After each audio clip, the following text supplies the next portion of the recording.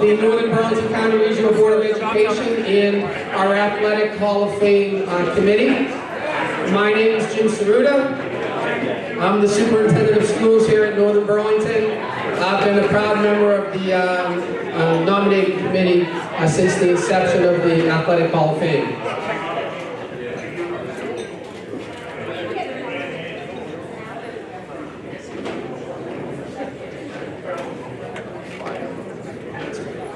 It's important that we recognize some special people here this evening. They happen to be my boss, the Boards of Education.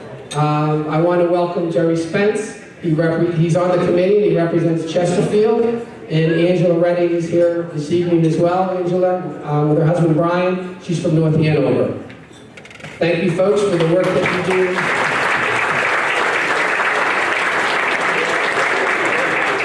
Northern Burlington is very proud to serve the active military at Joint Base McGuire-Dix Lakehurst. At this time in all of the events that we host at Northern Burlington, I think it's important that we take a moment to thank our active military, our first responders, and our retired military. So if you are active military, retired, or first responder, would you please stand and allow us to take a few moments to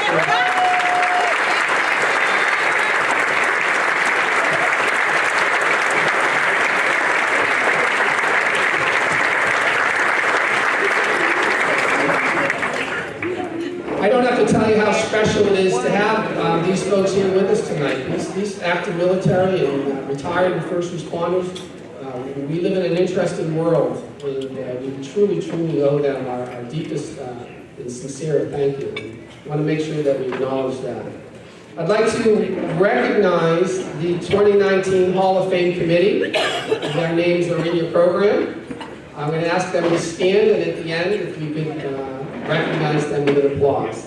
I don't think Coach Dulce's here this evening. He's here all the time. I didn't see Jewel. Bob Dyson. Bob, please stand. Art Gore. I'm asking them to stand. Art Gore.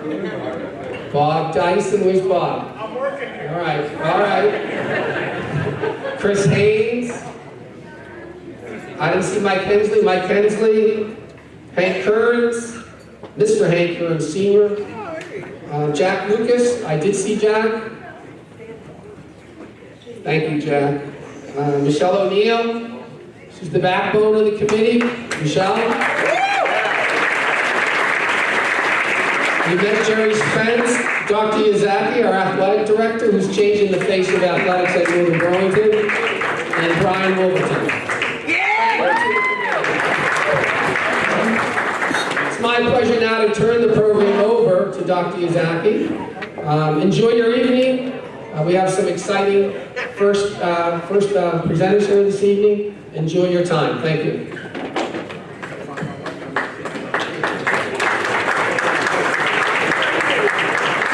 All right. I like what I'm seeing already, a little bit of a chatty crowd. I love it. That means it's set up for a good night. Are you guys ready for the 2019 Athletic Hall of Fame? All right. Didn't even have to get that second go around.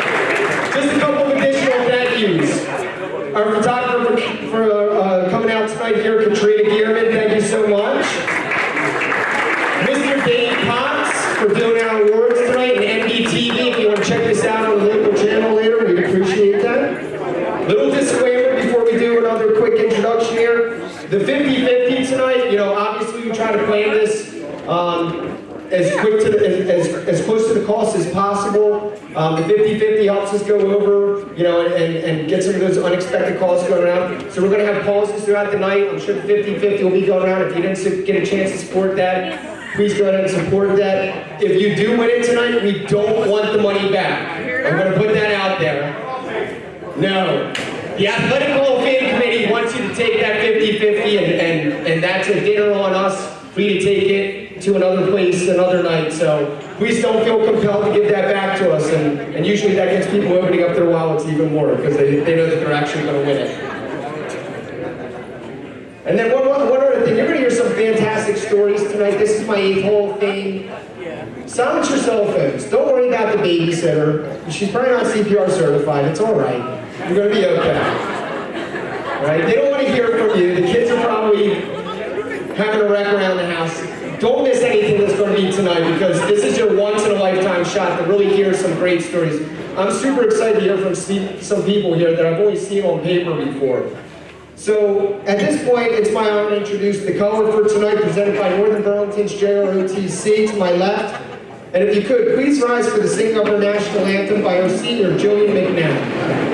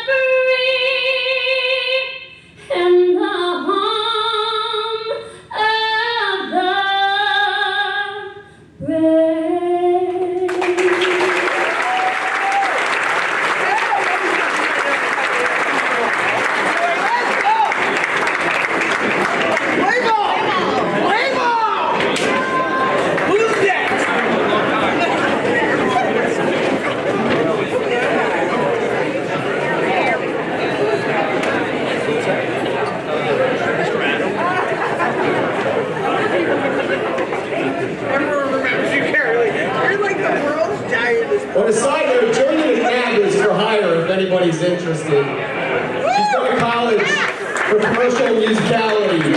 Please give a warm welcome for David Liebeck, presented by Mr. Kevin Beadle.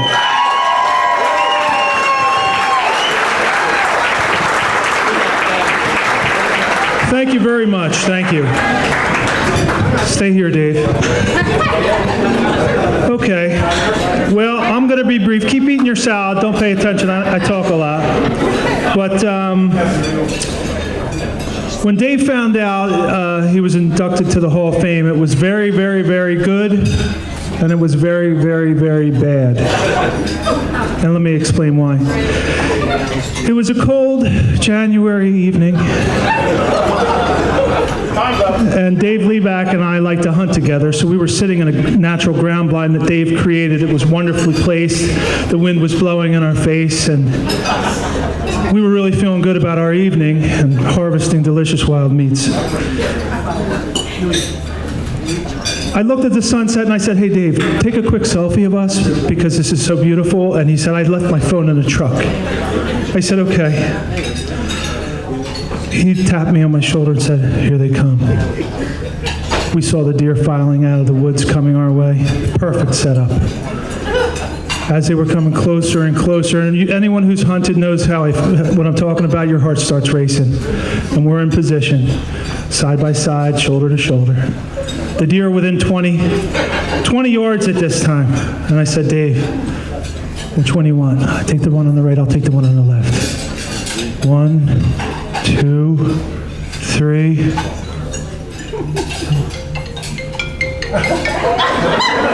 I look at Dave. He looks at me. Dave starts fumbling around. We look at the deer, and we just see tails flying away. I said, David, what the heck are you doing, doctor? I need some meat. And he looks at the phone, and he listens to the voicemail. It was Mr. Lucas. Telling him he was inducted to the Hall of Fame. Mr. Lucas, you cost us deer, doctor. But we forgave you because it was actually a very happy time for us. You know, in the field we hugged and we were happy. But Mr. Lucas, from now on, deer season, 5:30 p.m., don't call Dave or I, okay? No, I appreciate that. That's a true story. All right, so I'm going to read, Mr. Lucas put a very nice tribute together. I'm going to read it for you. Dave Liebeck grew up in Springfield Township. He was the son of Dave and Nancy Liebeck, and his older sister Kim was a Northern graduate. As a child, he did what many of us did, and he played sports, football, baseball, and basketball. Entering into high school, he decided to concentrate more on football and baseball, and there were very good choices for him to make, I think. Very good choices. As he gathered all Freedom Division honors in football in both his junior and senior year. Dave led the team with 28 receptions in his junior year and set the single-season record. Let that sink in for you. He finished his career with 50 receptions. In baseball, he was selected all-Freedom and all-county squads as a middle infielder. Highly recruited by colleges, obviously, for his baseball acumen, Dave decided to go to Mansfield University. After what he considered a solid first year as a freshman in Mansfield, he received a letter from the coach saying that he couldn't hit, he couldn't run, and he couldn't throw. Wow, that's interesting. So Dave decided, let's get the heck out of this place. Before his second semester, he transferred to Trenton State College. Making the team was not easy. Trenton State had a very solid program. Just before the team left for Florida with a jam-packed schedule, Coach Dell came to him, called him in his office, and he said, if you want to make the trip and you want to make the team, you may want to switch to the outfield. Dave's like, hell yeah, I want to switch to the outfield. So that's what he did. After sitting in the first few games in Florida, Coach Dell sent him into pitch hit with the bases loaded. Talk about pressure. Where are we at? What did he do? Oh, he tripled off the center field wall. And attempting to temper Dave's ego, Coach Dell didn't really say very much to him. In his next at-bat, he tripled off the right center wall.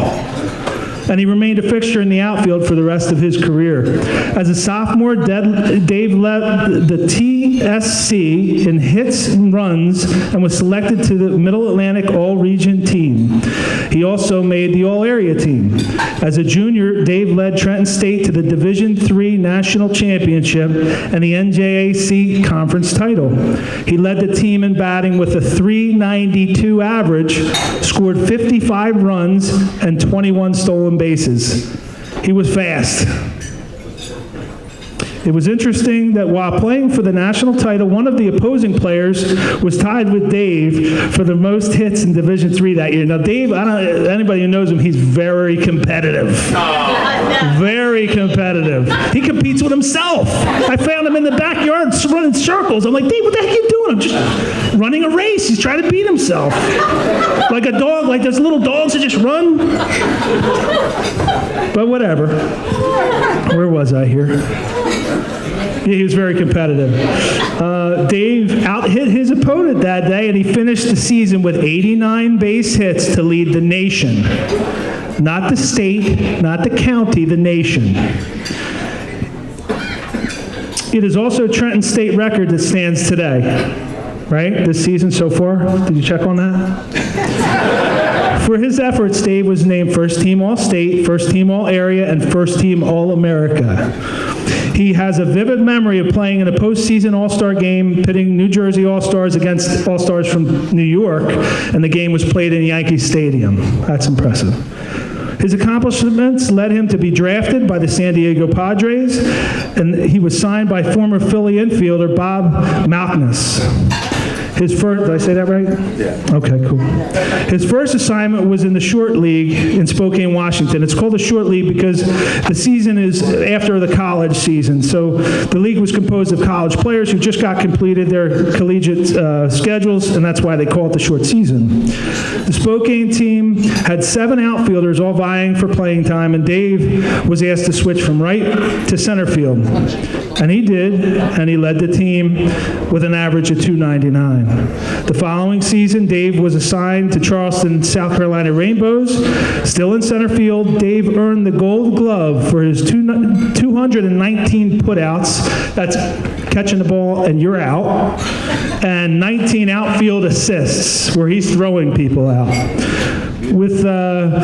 He said he was fortunate for the fly ball opportunities because his pitchers were getting rocked. That's good. They deserve some credit. Dave was released the following year and did what he had to do. He returned to Trenton State and received his Bachelor's of Science degree in biology in 1994. After graduating, Dave started working for Evesham Municipal Utilities Authority. 5 years later, in 2000, he was named Director of Florence Township Water and Sewer Authority. He played in the RVL with me. And hopefully he plays with me. I'm still playing in the MSBL, so he's, right, you're gonna come out? Okay. All right, good, because I've been trying to get him out for years to play with us again. I mean, he was an all-star, so obviously, I mean, he played in the RVL and some softball games, pickup softball games where he dominated in that as well. Today, Dave works out to keep in shape. Obviously, it's working. And Dave and his wife, Kim, a standout athlete at Northern Burlington as well. They have 2 children. Juliana's a freshman at American University and a member of the dive team. There's no better diver that I've seen personally. And his son, Andrew, is a junior swimmer at Notre Dame High School, and the kid flies through water. It's unbelievable. You'd have to see it to believe it. Kim also graduated from Trenton State and is a professor of education at Stockton University. She earned a PhD from the University of Pennsylvania and is chairperson of the graduate education program at Stockton. It's a lot of accomplishments for this family, people. It's not bad for a kid who was told that he couldn't hit, he couldn't run, that he couldn't throw. Congratulations, Doctor.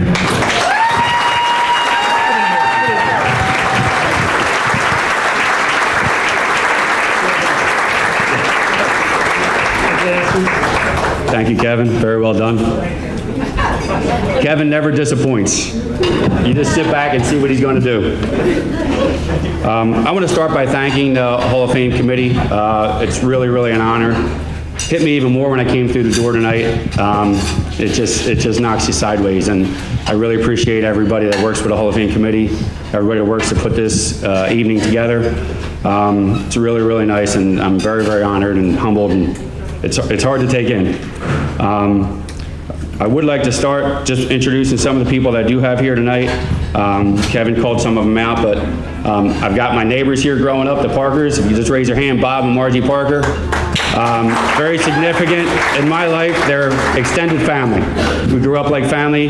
Bob ran all the rec programs for Springfield for years, so I benefited from him having all the equipment in his garage. And he built a ball field. So all we did every day is we played ball. And his son, Ryan Parker, right next to him. Ryan and I were best friends, and we played every single day until Ryan would get upset, and he would take his ball and glove and go home when the game was over. Also at the table, I got my sister Kim and her husband Will. And just to point out, my wife Kim, my daughter Juliana, and Andrew. And next to them is my dad, Dave Liebeck. So my dad is probably the fiercest competitor I know. And anybody who's ever been to a ball game that I'm playing in, you've probably witnessed it, right? Everyone usually knows he's there. My dad, outstanding ball player in his own right. He was all-state player in Bordentown, football, baseball, and basketball. So it was in his blood. I didn't have a choice. It was going to be in my blood as well. Not only is my dad a great competitor and a great fan on the sidelines, again, some of the people have witnessed that, but I just want to bring up, I have Coach Perillo here, he may recall, my dad received a very distinguished award when I was playing football. It's called the Mr. Know-It-All Award. And I brought it tonight to let you know it is real. And this was presented by Mr. Perillo. And it says, there's a guy at a desk with a master of total knowledge. You should have asked me first, all kinds of things like that. And it says, presented to Mr. Dave Liebeck for all the perfect football plays you called from the northern bleachers for the last 4 years.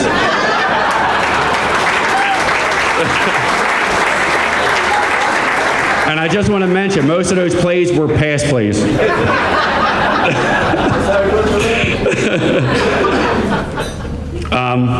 I also would be remiss without mentioning my mom, who passed almost 12 years ago.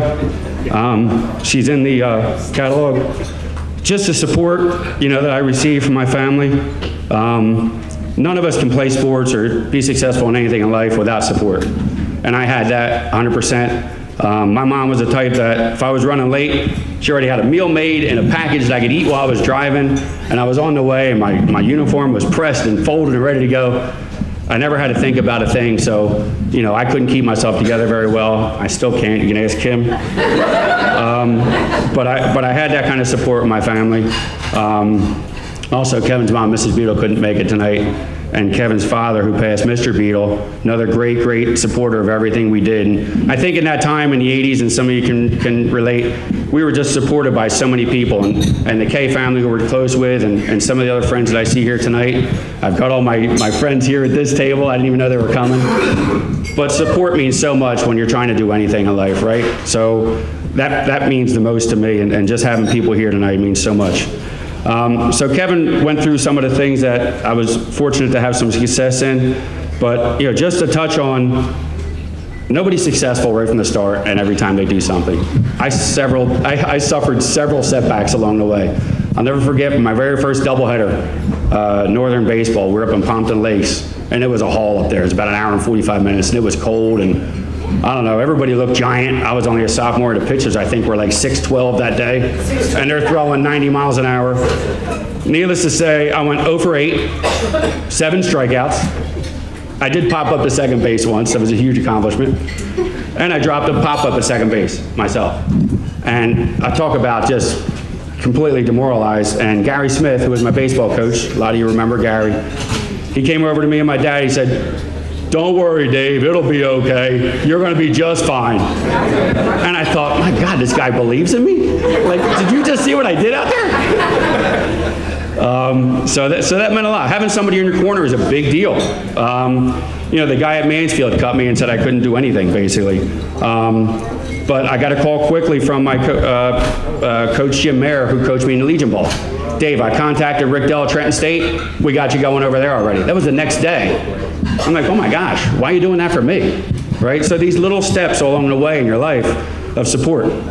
Trenton State coach, yeah, he put me in there, and I started out well, but I struggled my freshman year, but he hung with me. All right? Beyond college, Gene Glenn, a great manager I had when I was in Spokane. He had quite a professional career himself. He gave me opportunities when he didn't have to, and I would have never been able to have any success if he didn't do that. So I really think, that support from my family, my friends, and certain coaches that believed in me, that meant the difference. We learn a lot from sports. No matter what we do, somebody's got to have our back and believe us a little bit. And I hope I'm doing that now, and we should all think about that. Who can we support? I want to be there for my kids. I want to give them the same kind of encouragement and support. I've coached in the past. I hope I'm giving that to the kids. It means so much. You don't know what it means 30 years down the road until you hear from that person. So it does mean a lot. I do want to close by telling a story about my grandfather. He always used to ask me what I was going to do, what I was going to be. Now he said, well, I'm going to be a baseball player. Papa, let's go. No, after baseball. I'm like, well, I'm going to play baseball. This is what I'm going to do. And we would always go back and forth, and he would say, do something in math or science. Don't break your back like your father and I did, So, okay, right, Papa, I'm playing baseball. So I go on and do my thing. And I drove a 1980 Bonneville, 4-door. I don't know if anybody remembers that model. Big white cruiser. You hit a bump and for like a quarter mile still riding that bump out. It was 17 and a half feet long and it sat 10 comfortably. But I had cleaned that trunk out through college. I drove it for 3 or 4 years. And I'll never forget it. My dad and I were blown away. I come home, I got released, and I come home, I go, man, what am I going to do now? So I decided, well, let me get myself together. Let me clean this car out. So I clean the trunk out, and I find a hunk of cardboard. Got it here today. I'm like, what is this? And it says, I don't know why he wrote this, but it says, remember, whenever you're among friends that love you, you're always a winner, by Andy Liebeck. And I don't know why I found it then, but that kind of support is what I'm talking about. So, thank you very much.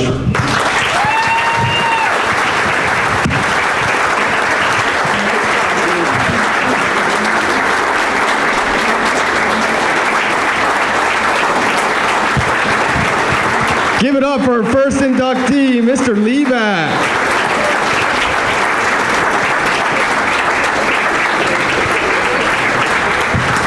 He's really good.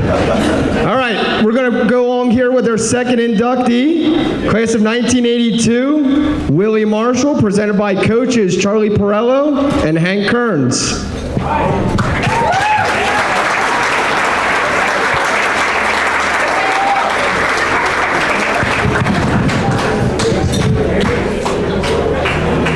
I got a little worried. I didn't see you. Mr. Liebeck, I had forgotten about that award.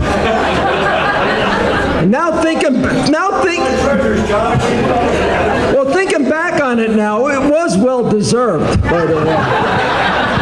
But hey, feel free to jump in on anything if I screw this up. Parker family, Mr. Parker, Ryan, great to see you guys.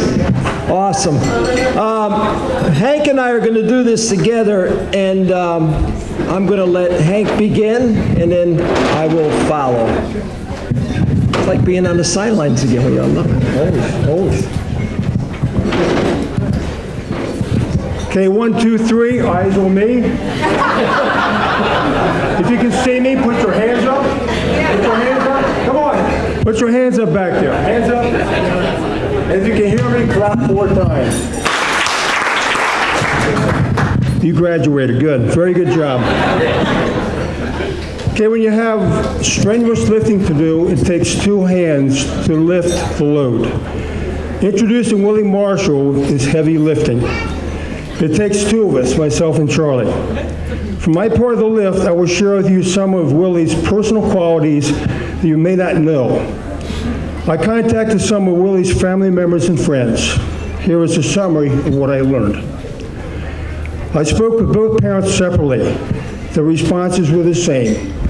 Willie was gifted intellectually, and he was gifted athletically.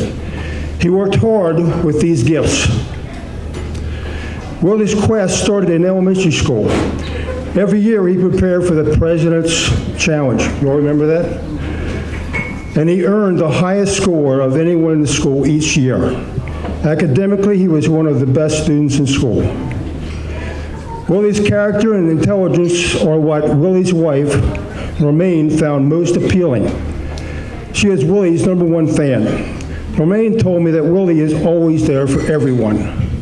However, Romaine wants Willie to know, or rather to acknowledge, that she can run fast too.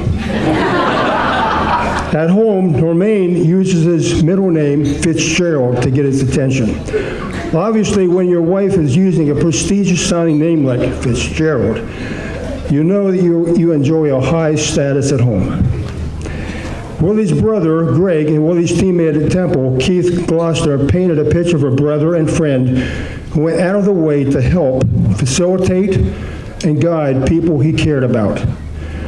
Greg shared his special memories of his older brother inviting him to attending practice and happenings at Temple.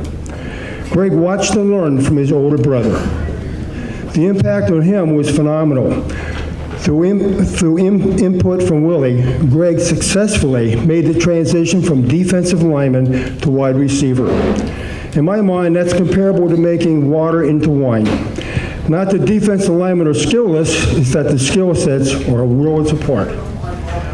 Thanks to Willie, his family and friends knew that although the road of life seemed long and dusty, it is tolerable when smiles and kind gestures smooth the curves and flatten the hills. The information from Willie's family and friend were enriching and informative, but the most telling and revealing information was shared by Steve Daly, Willie's doctor. At their first meeting, Will was a very sick young patient. When people are vulnerable, exposed, and defenseless, we see one's individual character more clearly. Dr. Daly had no idea of Willie's reputation, his achievements, and his status. Willie was a human being in a dangerous and life-threatening situation, not a celebrity. In his phone conversation with me, Dr. Daly earnestly and admiringly described Willie's attitude, character, courage, and overall behavior. Throughout this ordeal, Willie showed courage, not fear. There was no whining, no self-pity. Willie's responses were yes, sir, and no, sir. Dr. Daly commented that Willie never appeared overly focused on himself. He realized that Willie's had wonderful parents, teachers, and coaches that helped him to become who he was. Tonight, we are honoring Willie, but personally, I want to thank Willie for being part of Northern Burlington and for being a product of public education. Our country is in a time of crisis. Recently, the bar for truth has been lowered and blurred dramatically. Our citizens more than ever need the skills and courage necessary to gather information to use critical thinking skills and to understand the need for values and norms. There is an organized effort to discredit public education. We need to address that concern. If our country and communities are to flourish, we need to support and enhance our public education system like Northern. We have to feel that anyone can accomplish much, given proper guidance, space to perform, and encouragement. Our school system can provide these things if given adequate support and good management. There are no shortcuts, easy outs, or one-half coupons. When we honor individuals like Willie, he in return is acknowledging family and Northern. Willie, thank you for being a Greyhound.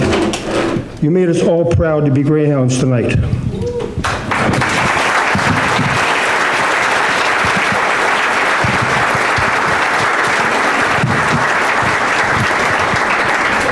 I kind of wish I went first now. That was excellent, Hank. Thank you so much. I'm going to kind of focus on the football end of it for Willie. And I just remember a young man who was always steady, never up, never down. The arrow was always pointing upward with you, Willie, always getting better. Started as a freshman who really was unsure if he was going to continue playing football, but ended up a Division I player, an NFL draft pick. So that's pretty amazing to me. And it still amazes me to this day that we have two future NFL players on the same team. And one of those players sent a message to you. I'm going to show you how tech savvy I am now, Willie. Especially when I'm sitting with Mr. Lucas. I'm really good with this stuff. So this is a message from your teammate, Willie Drury, another Hall of Famer and a former NFL player. And let me play this for you now.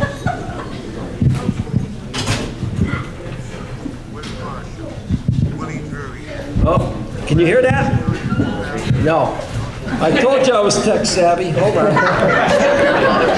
We're such an elite club. Your big playmaking abilities were an integral part of our... Okay, here we go. Willie Marshall, Willie Drury here. Congratulations on your 2019 Northern Burlington Hall of Fame induction. It is truly an honor to be a member of such an elite club. Your big catches and playmaking abilities were an integral part of our 1980 championship season. Congratulations again, well deserved, and welcome to the club.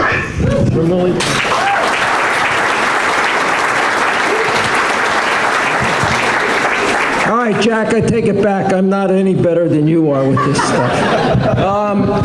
I'll leave you with this too, Willie. I talked with Clyde Christensen and Bruce Arians. Bruce Arians is now the head coach at Tampa Bay Bucks and formerly head coach at the Arizona Cardinals and interim head coach with the Indianapolis Colts and offensive coordinator at Pittsburgh, and Willie's head football coach at Temple. We got to know him very well. And Clyde Christensen also, who was your position coach and is in the NFL as well. And this is what they had to say to you, Willie. I'm just going to write down I wrote down what they had to say. Proud of everything you accomplished. Coached you early in our coaching careers. Made us hungry to coach. Still coaching today because of you. Love the Willie Marshalls of the world because they wanted to be coached. They both remember catches that you made, this is 35 years later, against teams like West Virginia and Pitt that were program changers. You helped to create respect for Temple football, and you were among the first Temple football team to beat Pitt. In my mind, as a coach, it's gratifying to win games, and it's gratifying to win championships. But then as you get older, you realize that it's all about coaching people, coaching great people. And Willie, you helped us to win games, and you helped us to win championships. But more than that, you became a great young man, and that is something that we always enjoy being a part of. And so, welcome to the Northern Burlington Hall of Fame, Willie.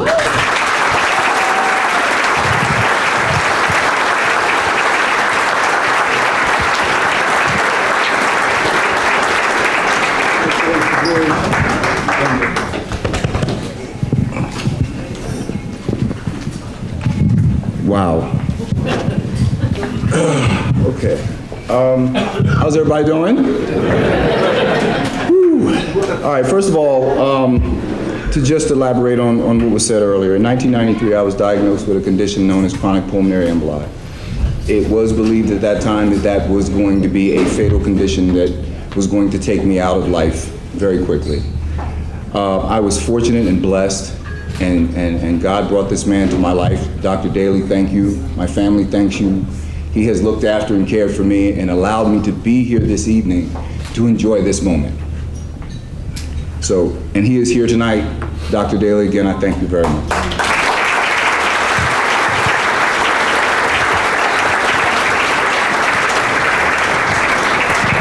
All right. To my fellow class of 2019 inductees, congratulations. This is absolutely an amazing honor.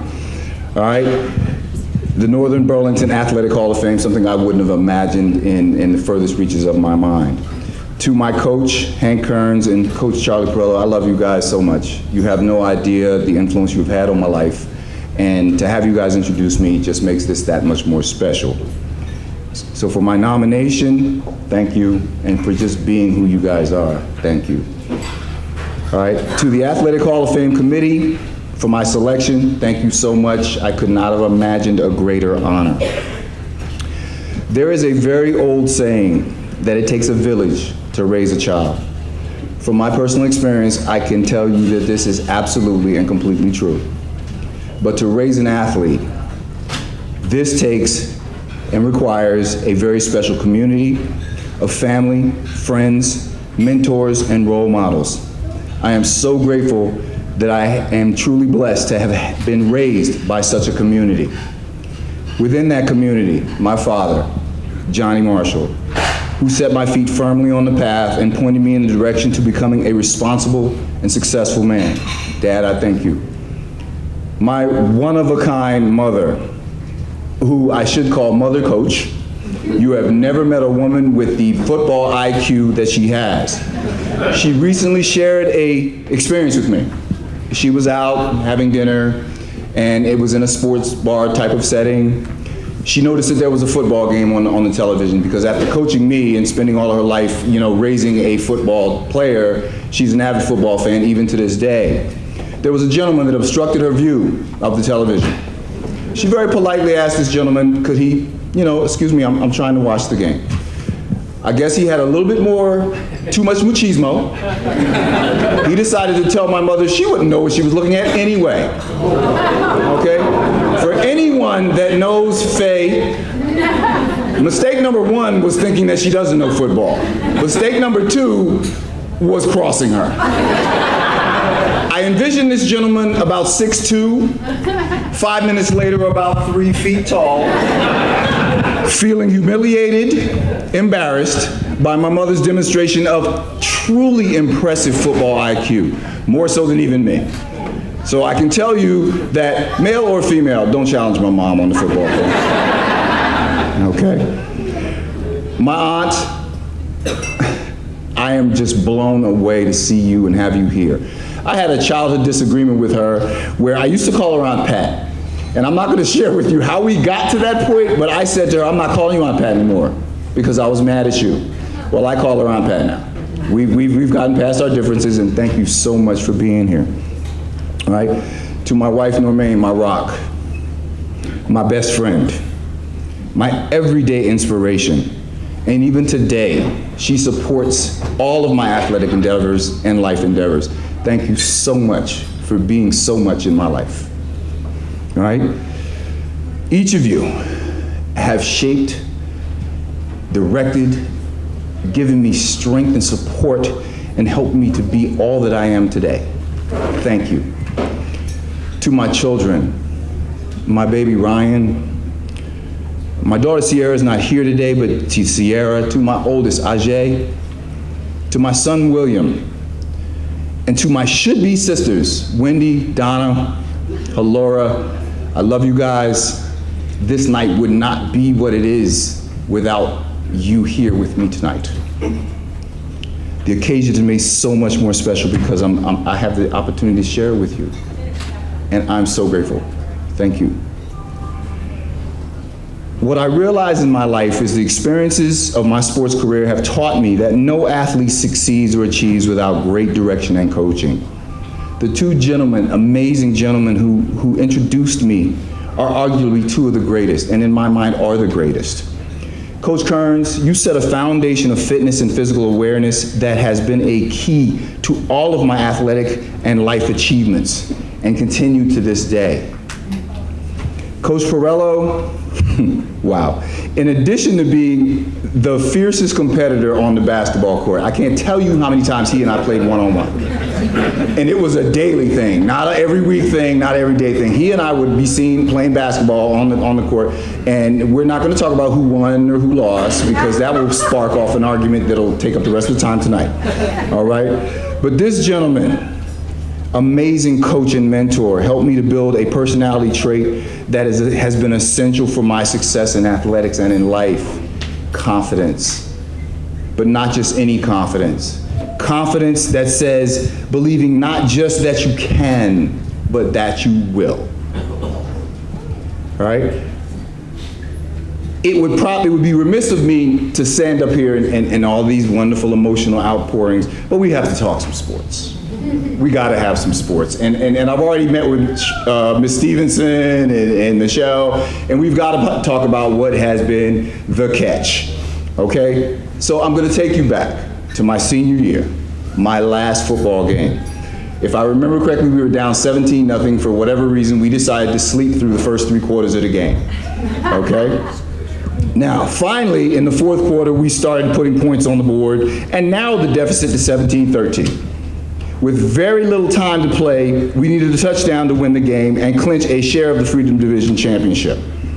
The play was called alley-oop pass. Now, the alley-oop pass is supposed to be like from the 5-yard line where they're throwing a high ball and I'm supposed to out-jump some people, all right? The first time Coach called this, we were on like the 40, all right?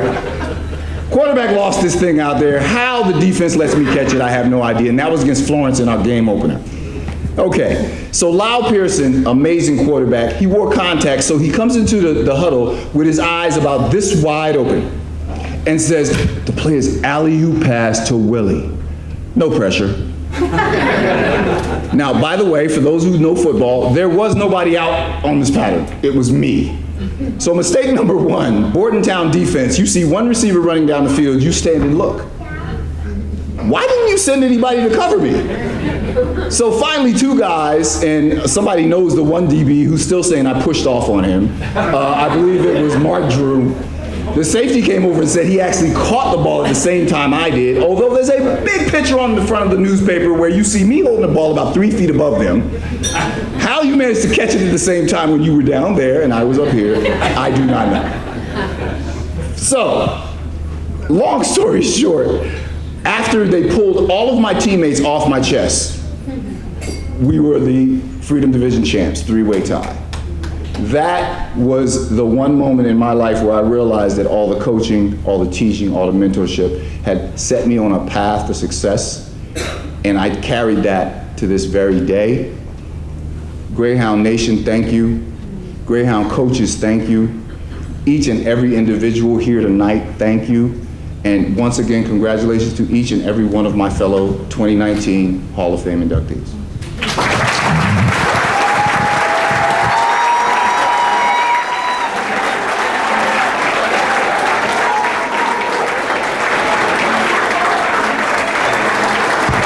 Willie Marshall, everybody.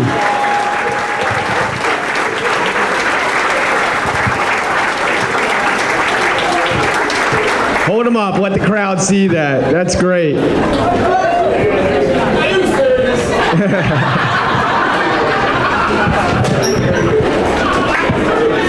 Good job, Willie.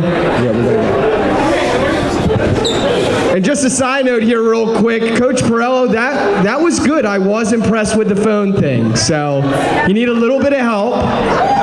And on a side note, it actually works better when you're not using a phone from the 1982 football team. So we got to upgrade that. But right now we're going to bring out the dinner so you guys can commingle amongst yourselves. We'll be back. First comment to the committee is for us folks over 60 years old, you should probably have a light up here somewhere so we could see what we brought up here. No, I'm only kidding. Dr. Saruta, Dan Rzeski, the Hall of Fame committee, and inductees, thank you for the opportunity to be up here and present this award. Just to give you a little background, well, the first thing is Willie.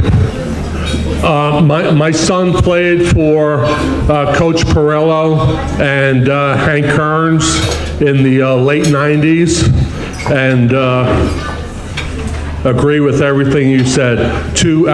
They're two outstanding individuals and coaches. And he couldn't be here tonight because he's on duty. So,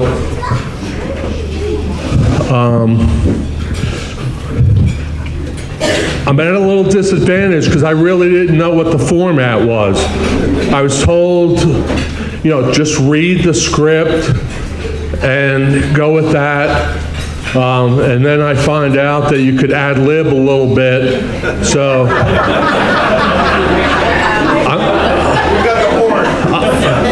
honestly, I'm gonna give it the best shot that I can. Okay. So they wrote the script that I have in front of me. Okay.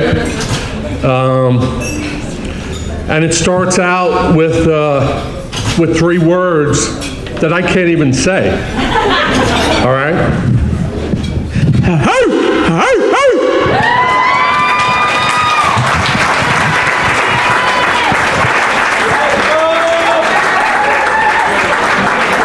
So those barks were continuously uttered by Kerry from the dugout and as she patrolled the infield for the Greyhounds. Now, the other thing that I'd like to say is also to the committee, and like I say, I'm ad-libbing it, okay?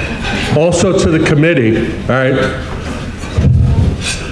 I don't think we should follow a guy that was drafted by the major leagues, okay? And then played in the NFL. It's not fair, okay? But we're gonna do the best we can. So, on that note, and Coach Wolverton will attest to it, of the three sports, because I played all three, honestly, at a very competitive level, okay? Fast pitch softball is probably the most difficult of the three to play.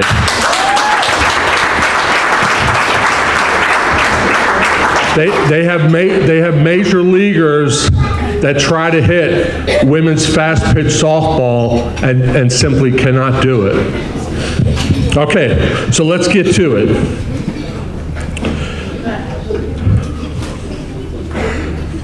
So Kerry was part of the Northern Burlington softball team from 1998 to 2001. And nobody in Northern Burlington could bark like Kerry.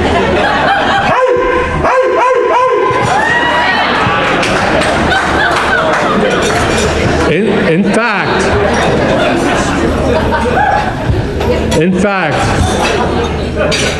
one opposing highly respected coach placed dog biscuits on third base between innings to salute this phenomenal softball player. Those who know Kerry know that her bite is far more serious than her bark. Kerry was the third of 4 children born to Rosa and myself. Her 2 older siblings were outstanding athletes at Northern as well. Artie was a standout running back who I addressed with Willie, played for Coach Perello and Coach Hank. And he set several running records at Northern. And Aaron, the oldest, sorry Aaron, I didn't add that. That was in the script, okay? But get shortest. Oldest but shortest, yeah. She was a 3-sport athlete all 4 years. And unfortunately, the youngest McDonald, Alyssa, took her talents elsewhere when we were transferred to Colorado Springs. But Alyssa did have the opportunity to cheer as a little girl for Northern football and the girls basketball team, if folks remember. Kerry began her studies at Northern in the 6th grade, where she played field hockey, basketball, and softball. Kerry Mack enjoyed stellar high school career at Northern, earning 11 of 12 possible varsity letters. She played 1 year of field hockey, and she was actually the leading goalie in South Jersey as a freshman when she stopped playing.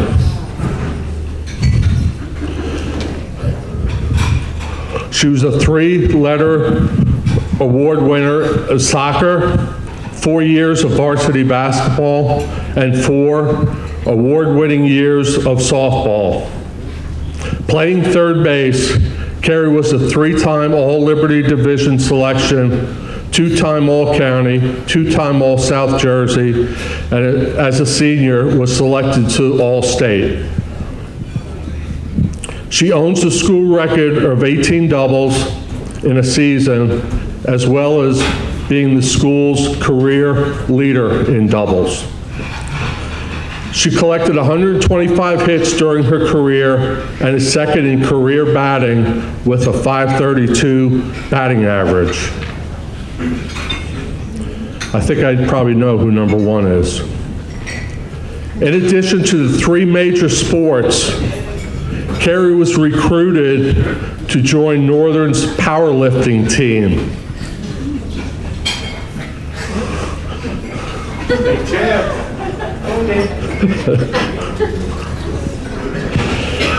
Making it 4 sports that she participated in that 1 year. With just several weeks of training, she finished 3rd overall in the state powerlifting high school championship. Lastly, Kerry was a 3-year member of the Art National Honor Society.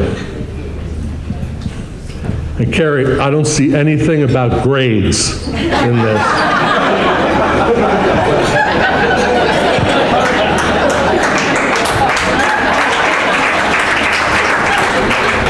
We'll have to talk to the committee about that.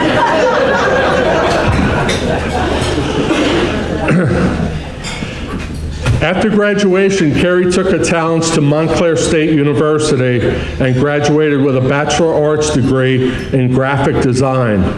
She excelled athletically at Montclair State University.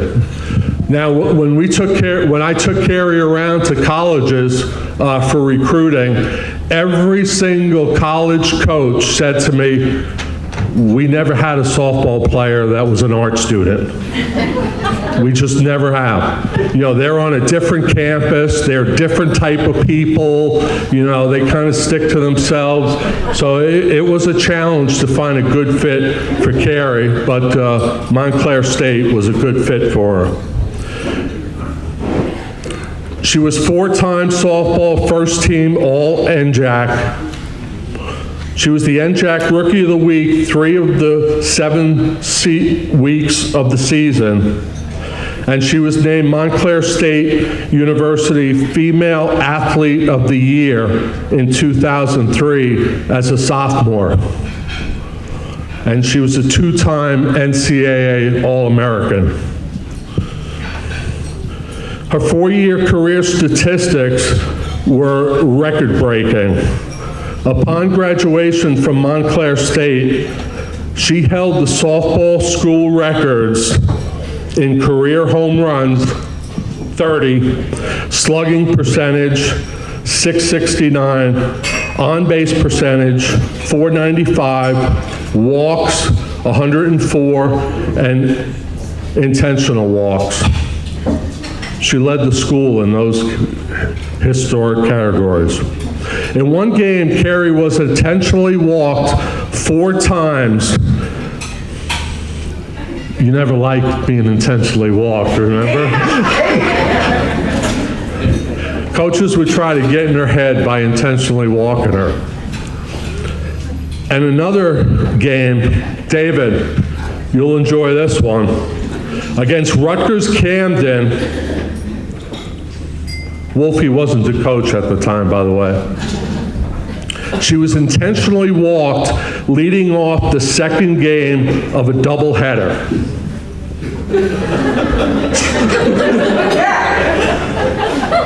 Now, I've been watching baseball and following softball for 50 years, okay?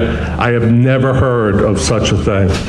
Intentionally walking somebody to lead off the game.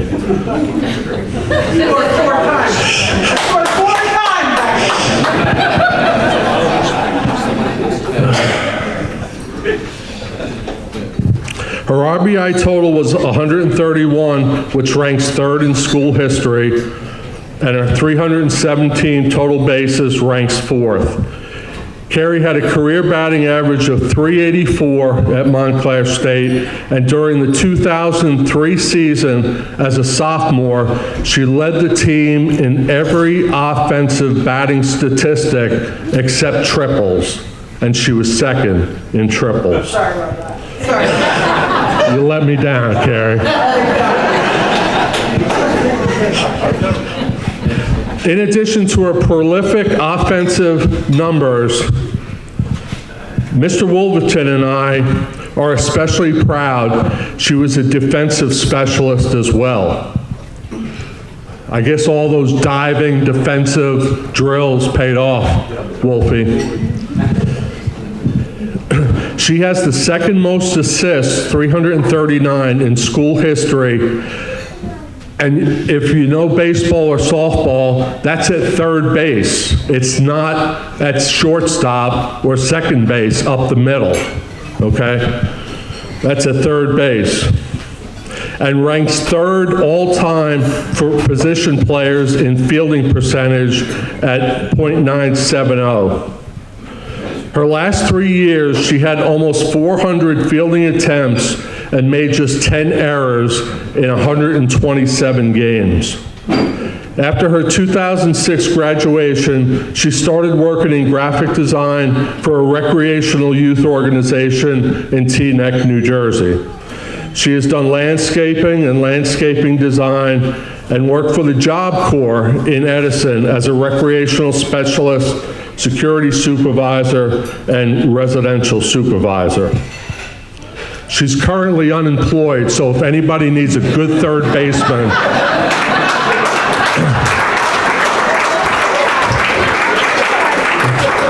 on your company team, okay?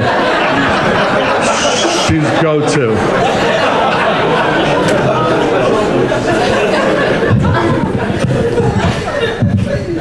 That wasn't in her bio, I added it.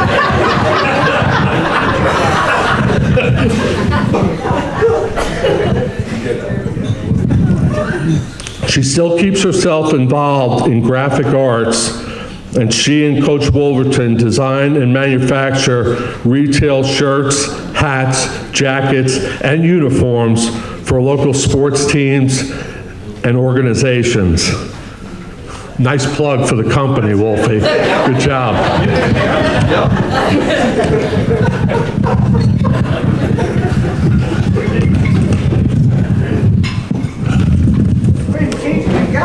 Last one. Recreationally, Kerry plays co-ed softball and shoots darts competitively. Soon after college, she was recruited and played in a women's professional football league. She was an offensive guard and defensive nose guard for the New Jersey Titans. Not surprisingly, the team wound up being national champions.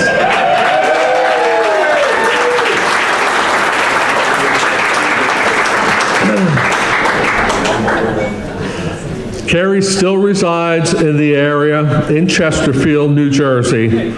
Perhaps you've seen her at the Chesterfield Inn or some of the other local establishments.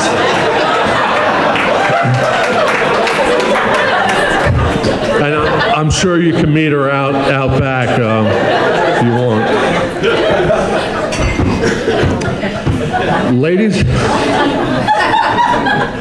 Ladies and gentlemen, can you put your hands together and give us your best bark for Northern's newest Hall of Fame inductee, the big dog, Kerry McDonald.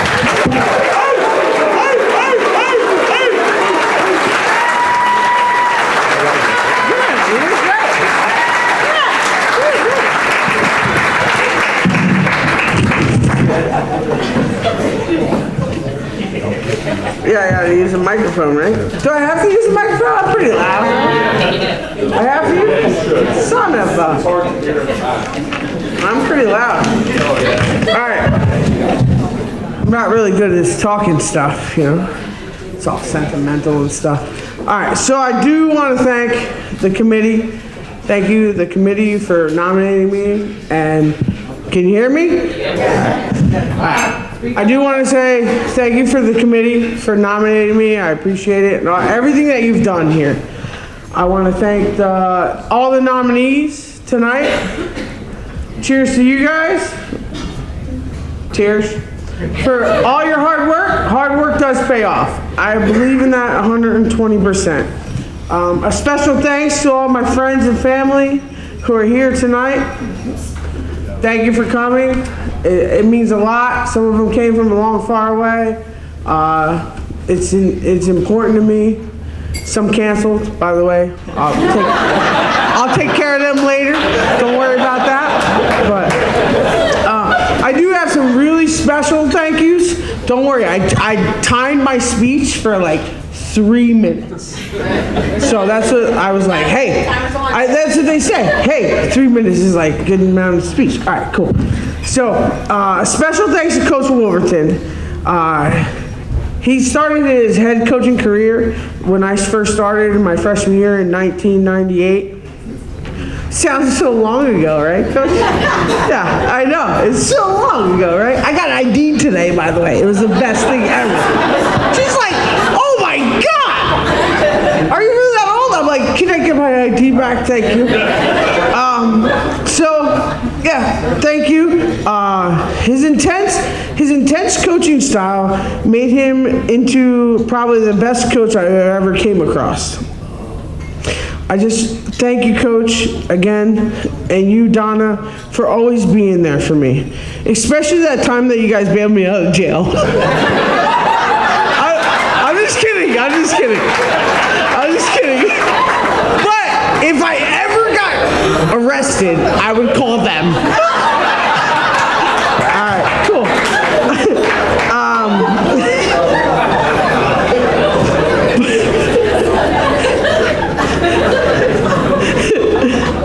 They're awesome. They're amazing people. Again, Coach, I don't ever want you to leave what you've done. You're an amazing coach. I enjoy every second with you, especially the times that we talk about softball. He talks to me about all the struggles in softball and situations and all that, and I enjoy every second of it. Coach, please never give up on your amazing talent and continue to influence our youth by teaching them about heart, passion, drive, and most importantly, the importance of base running. You know what? Major League base running sucks these days. It's horrible. So I do want to make sure you continue doing that stuff.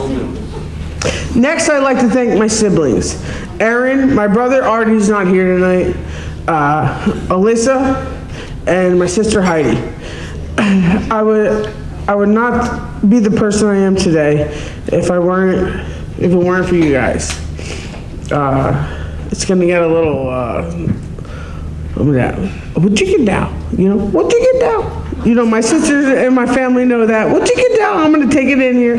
So, you all have a special part in my life. You influenced me so much with my life and softball and pushing me in the right direction. So I just want to make sure I thank you guys all for it. And I appreciate that. Next, finally, it's the number one people in my life. This is where it's going to get real sentimental. So I got to take a deep breath. Everyone do it with me. Come on. Yeah, that's what I'm talking about. All right. Now I'm feeling the energy here. All right. So finally, I'd like to thank my number one fan, my mom, Rosa. Please stand. She is. She's standing. Oh, there she is. There she is. Yeah. That's my mom. She has always been there to cheer me on. Even though she's cheering on a long foul ball, I was like, yeah, Kerry, you got a home run. Mom, that's a foul ball. Or sometimes I hit a home run and she's sleeping. She did run a bagel factory. She did her own thing. I get it, Mom, I get it. But I did appreciate every time that you were there. My appreciation that you were there, it made me, I was very appreciative of it. She is my world. Next, I got my father. Watch out for this man. All right. He's a major. My father's a major in the Air Force. He served in the Air Force for 20 years, and I thank him for that. Not only for his services, but for what he did for me. He is my number one coach.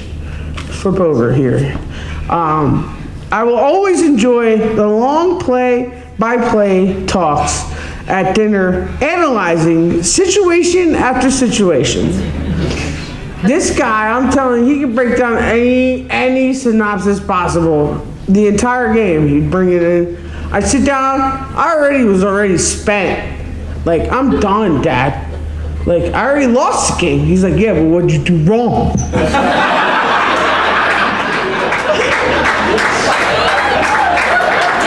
I'm like, Dad, I didn't do anything wrong. He goes, all right, well, what did your teammates do wrong? I'm like, Dad, think about it. Fine. So the other day, got him. He sends me a text message, guess what just happened today in Major League Baseball? What? What happened, Dad? Well, there was a pop-up. I go, yeah, Dad, and I text him back. He goes, yeah, that was a triple play. It's the first time you saw it? He goes, they didn't call it a triple play. I Googled it, it's a triple play. I go, so I told you it was wrong. First time my dad's ever seen it. So I was super excited about that. But anyways, my mom and dad, I appreciated them so much. These two have done everything to support my dreams and desire to play softball. We all know how it is to raise kids. Well, I don't. But I have a lot of friends that do, and I'm not gonna lie. They're struggling, they're complaining, and they just don't have enough time to do anything, or they're completely tired, right? My parents dedicated, and I know all you guys out there that are parents, they dedicate their time, their organization skills, their time management, their communication, their patience were tested day by day. Why? For us.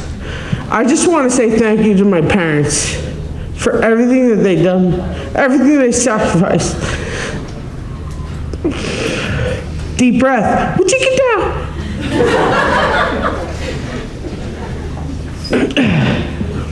This award is not given just to me. It's given to my family. Thank you.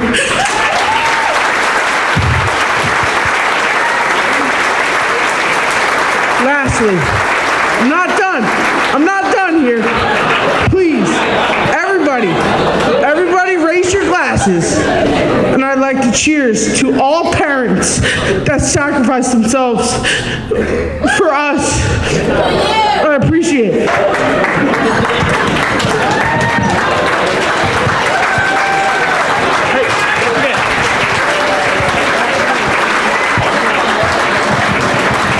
Congratulations, Kerry Mack.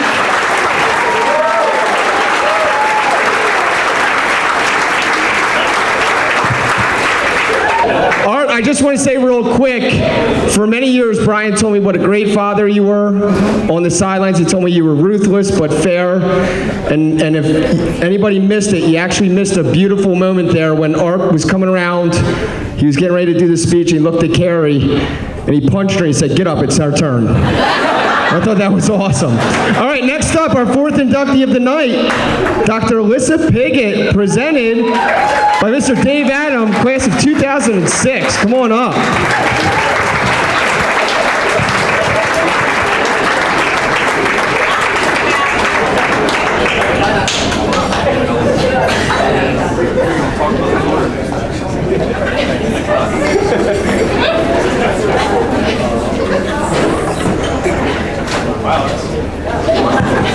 There we go.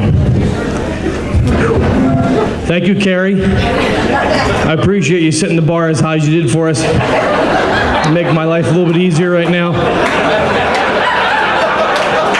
Thank you so much. To Dan and the committee, again, thank you everyone. Dr. Schroeder, thank you everyone. It was an honor for me when I heard from Jack Lucas about coming this evening to talk about the most athletic Pigott in the Pickett family. Now, I did have Danny when I was a football coach at Northern, and that's to be debated, I'm sure, amongst the family, the entire family. I did hear many trials about lacrosse games in the backyards of the Hench and Pickett families and how legendary they were. So I heard that Danny did a pretty good job with that. But no, Danny did an excellent job. He was an excellent football player for Northern. Congratulations to all of the honorees tonight. It's well deserved. It's an honor for me to be standing up here amongst everyone here. It's great to be back at Northern, seeing so many faces that I haven't seen in a while, and it's nice to be here to see friends again. It's a very proud moment for me. For those who may not know, I was the first head girls lacrosse coach in Northern Burlington history when we started the program. That's right. Mr. Lucas said, I know you're going to be coaching football with us. Can you coach anything else? He said, I did a little of this, little of that. I played a little club lacrosse in college. He goes, you got the job. That's it. It's yours. Nobody else knows anything about it. He goes, I can't even spell it, so you got the job. That's all you need to know is how to spell the sport. You can get it. You're in. So this is a proud moment for me and the Northern Burlington Girls Lacrosse Program, naming our very first inductee, Dr. Alyssa Pigott Decker.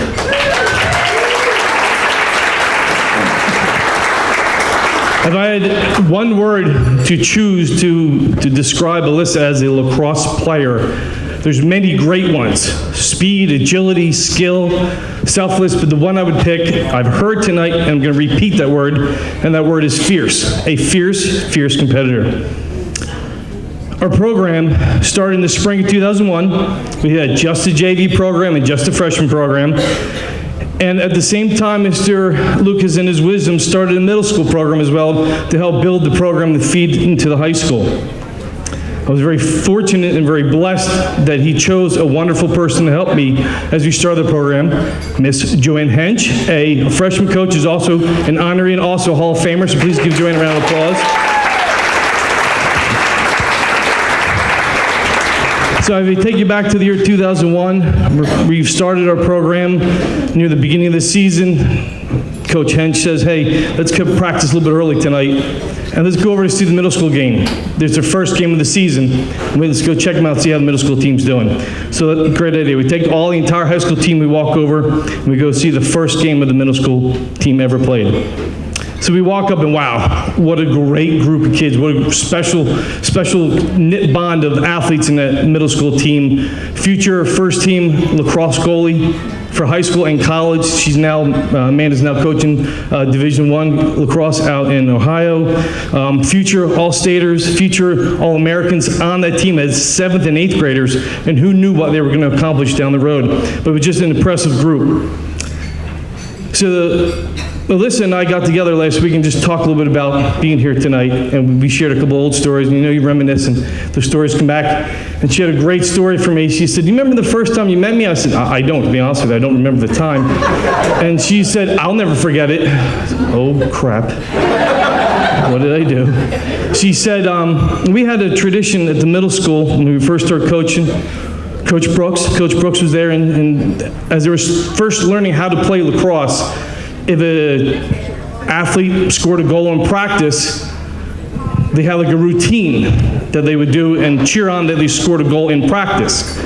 But what Coach Brooks failed to tell them is you shouldn't do the same thing when you get to the game. So the first game of the season, the first goal was scored. Do you remember who scored it? I don't remember who scored it either. But the middle school team, all the students around the field took their lacrosse sticks, flipped them over, straddled them like a horse, and started riding around the field, smacking the back of the horse up and down the field. It was okay at practice, not in the game. So the way she met me was me running across the field going, what are you doing? No, stop! And that was a special moment. It all began there. Another young lady I want to recognize who's here with us tonight, Justine Tico, is over here, was also on that team. I want to recognize Justine because she's the second girl in the Northern lacrosse program to score 100 goals for our program and a future Hall of Famer herself. So thank you, Justine, for being here tonight. When I was on that field that day, there was a lot of great athletes, like I said, but one person stood out. You stood out. Why did she stand out? She stood out because she was selfless. She was so tall, right? She was so tall. That whole team, we said they were all very, very short. We had a team of little pygmies out there. But we had a great, great special group because they played together as a unit. So let's fast forward to the high school. That special group of girls comes in. They stay together as a unit all 4 years in high school. And so we fast forward to their senior year. 4 years, Northern Burlington lacrosse. Alyssa ended up being the captain of her senior year. She finished her high school playing career as the third player in school history to score 100 goals. She is the school leader for points, and what points means in lacrosse is goals and assists combined. I believe that record still holds true today. The team reached the state semifinals. Remember, this is only 6 years into the program. We finished the state semifinals that year. We lost to Rumson Fairhaven. We finished the season with a record of 13-3. We were second in the BCSL, only behind Morristown, who happened to be state champions that year, so we did pretty well. Alyssa was recognized as the first team attack all BCSL, second team all South Jersey, and lastly, she was the first girl in lacrosse program history to be a 4-year letter winner and starter. So, Alyssa takes her talents on after high school to Stevens Institute. She plays all 4 years of women's lacrosse at the collegiate level. Her freshman year, she's recognized and earned the distinction of Rookie of the Year for the Skyland Conference and All-American honors over the next 3 years while playing attack in the Empire 8 Conference. She finishes with first team All-American honors her senior year. Alyssa is a member of the Stevens Institute Athlete Hall of Fame herself and finished her career as the all-time Stevens Institute points leader with 389 points. And that's where the special moment comes in. Because it was at Stevens where Alyssa met her future husband, an All-American men's lacrosse goalie himself, Dave Decker.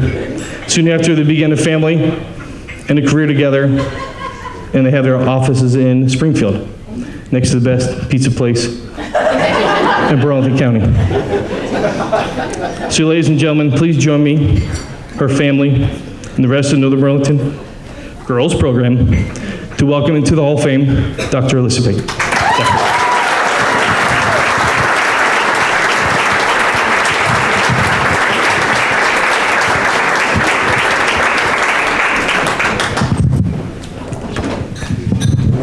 All right. I wrote this in the car on the way over.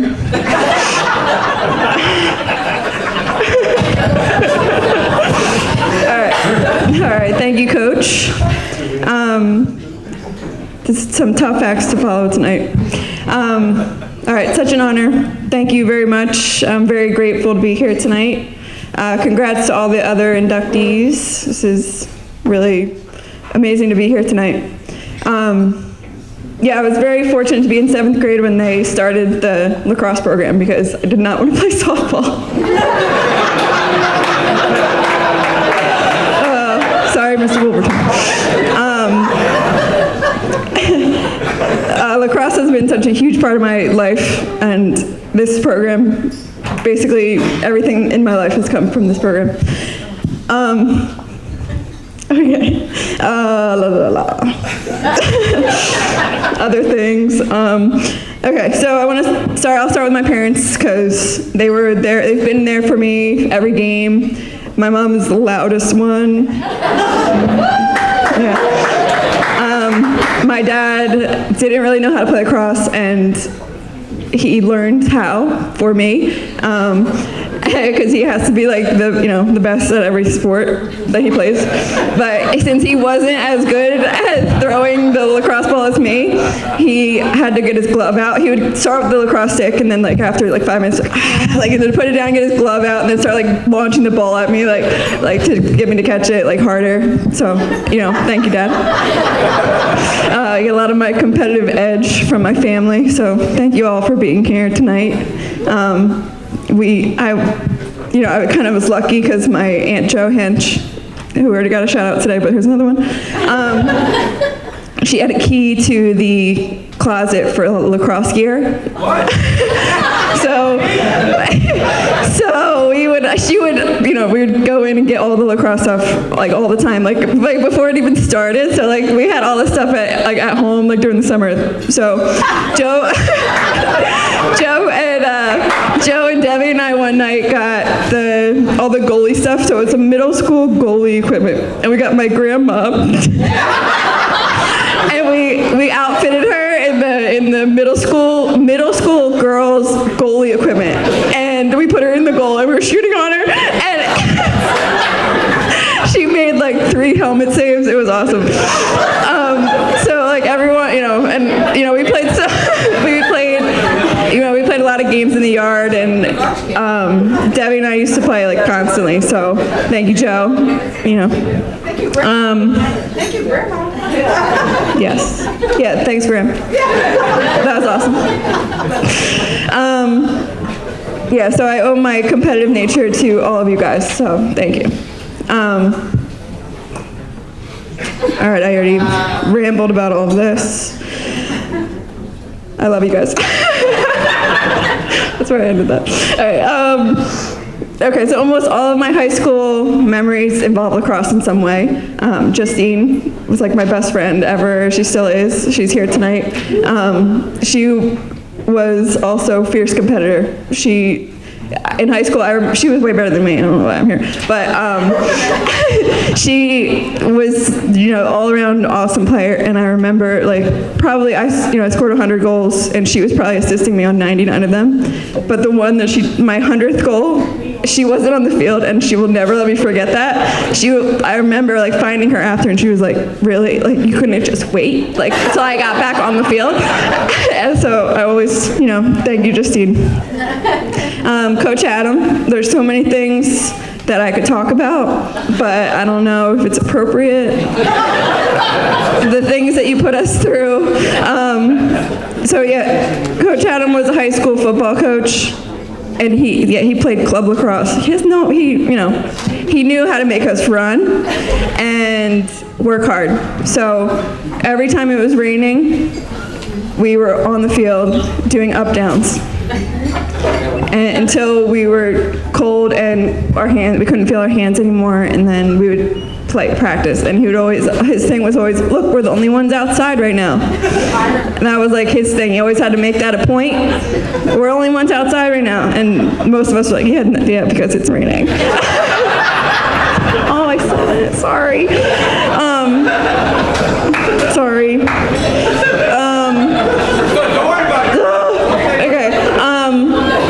Okay, so then another good memory I have is the 5:30 buses were all lined up, ready to go. It was the end of practice. It was supposed to be the end of practice 10 minutes ago. And the buses are there, everyone's sweating, I'm not going to make it home tonight. And in my brain, I remember, I wrote it down. If you do it right, we'll do it light. But if you do it wrong, we're going to be here all night long. So he was tough. He made us work hard. He made a lot of girls cry, and that includes grown adult referees. You were a great coach, and I owe a lot of my success in college to the way that you, instilled that mental toughness in me. I remember one of the first practices I had in college. We ran on our own, so when it was snowing and we weren't outside, I was very confused, what's happening? They're like, no, just go practice. I'm like, okay. Usually we're running in the snow, so I'm just confused with what's going on. So with lacrosse, everything, I owe a lot to Northern Burlington starting that program, and I'm very grateful. I met my husband, Dave, through lacrosse, and he was okay. We now have 3 kids together, and we have our chiropractic office, NJ Nerve, Springfield Township. We're across from the Pandora Diner. I'll be back next week after maternity leave, so Monday, Wednesday, Friday mornings. But thank you all very much. This is very great honor, and I'm hoping that my 2 girls, they're only 2 months and almost 2, so I'm hoping they play NBC Lax one day. That's my dream. All right, thank you guys.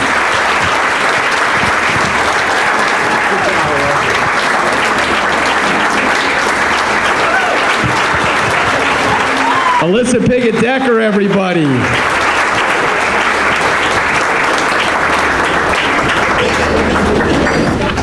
Good job. Keep having kids. We do have lacrosse at Northern Burlington still. I'd like to see all those thoroughbreds at NBC one day, so that's our pitch. This next thing I'm not sure how this is going to go, so I'm just going to jump right into it, okay? There's a person that's getting inducted tonight that we purposely left out of the program. So I just want to let everyone know that the committee did this and has planned strategically to induct Kermit Pigott tonight.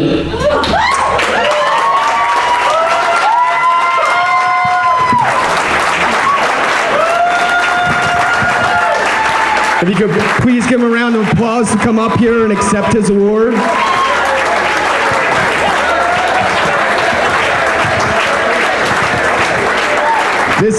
This isn't a joke. We hid this banner underneath the table. I like to call this program the Holy Grail. It has sponsorships and pages in there of you that people wanted to recognize you, so that's for you. There's only one copy of that, obviously. And I saw you thumbing through and looking at one. I said, oh God, I hope that's not the one. But, so congratulations, Kermit. Do you want to say a couple words?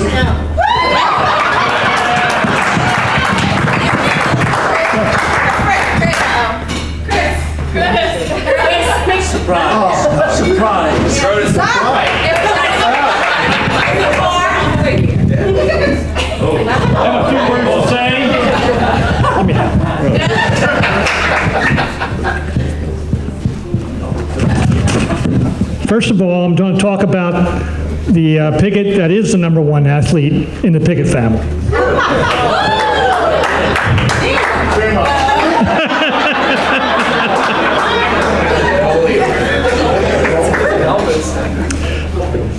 So Alyssa, Kara, and Deb asked me to come up with some words for you. And so Kermit, I got like about 7 minutes for you to think about what you want to say. So you have some time.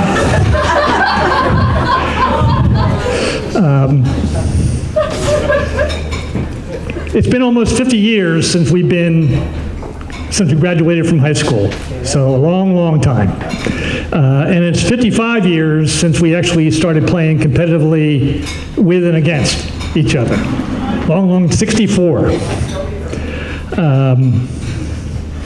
I think I've forgotten, and we've probably forgotten more than we know at this point. To assist me in this endeavor, I brought a scrapbook for Kermit and his family to look at of our basketball years, but I want it back. My mother put that together during our basketball years, just junior and senior year, and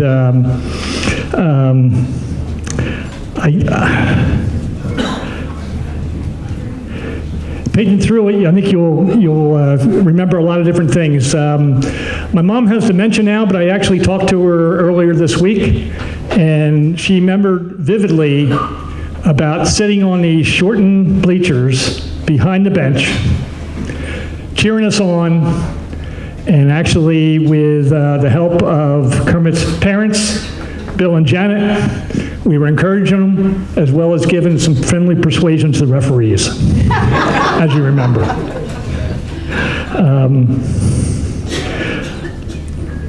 Unfortunately, I don't have a whole lot of information about your baseball career, but Kermit played 4 years of varsity baseball at Northern, and then went on to Rider University and played 4 years there as well. So he was a super athlete, Pickett's, so just so you know. He also could have been, he actually played freshman football. He was a quarterback, starting quarterback. And then he started as the point guard for the freshman basketball team, and then actually played varsity baseball his freshman year as well. That's quite a endeavor on his part. He decided basically to make it only 2 sports. He gave up football. I think his mom probably was thankful for that, I think. But he basically wound up being a 3-year starting point guard for the basketball team, and 4 years in baseball as well. After agreeing to find teammates of Kermit's, and I did do this for, what's it been, about a month, maybe 2? Been a long time. I found out it was harder than I thought. I was challenged with computers, and I think I need some visual help from the people that were helping the guy with cell phones and recording it. But anyway, and I had a limited budget, which was zero. So anyway, I first want to acknowledge one teammate who's here tonight, Gary Skinner. Gary, please rise.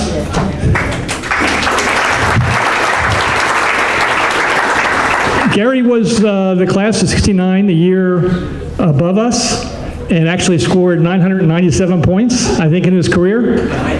999, excuse me, I missed that one layout. And keep in mind, this is before we had the three-point shot. It probably would have been 1,500 if we had that. But anyway, I remember quite well the signature play between these two, where Gary would do a backdoor and Kermit would give a skilled pass for an easy layup. It happened at least 3 or 4 times in the game. It was unbelievable.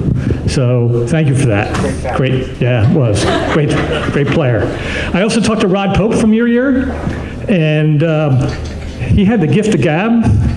He called me and said he couldn't come. He actually is recovering from foot surgery, and I couldn't get him off the phone for an hour. But that's Rod. But he wanted to congratulate you on your accomplishment here, and actually we have lined up a golf match between Gary and Rod and you and I at some point.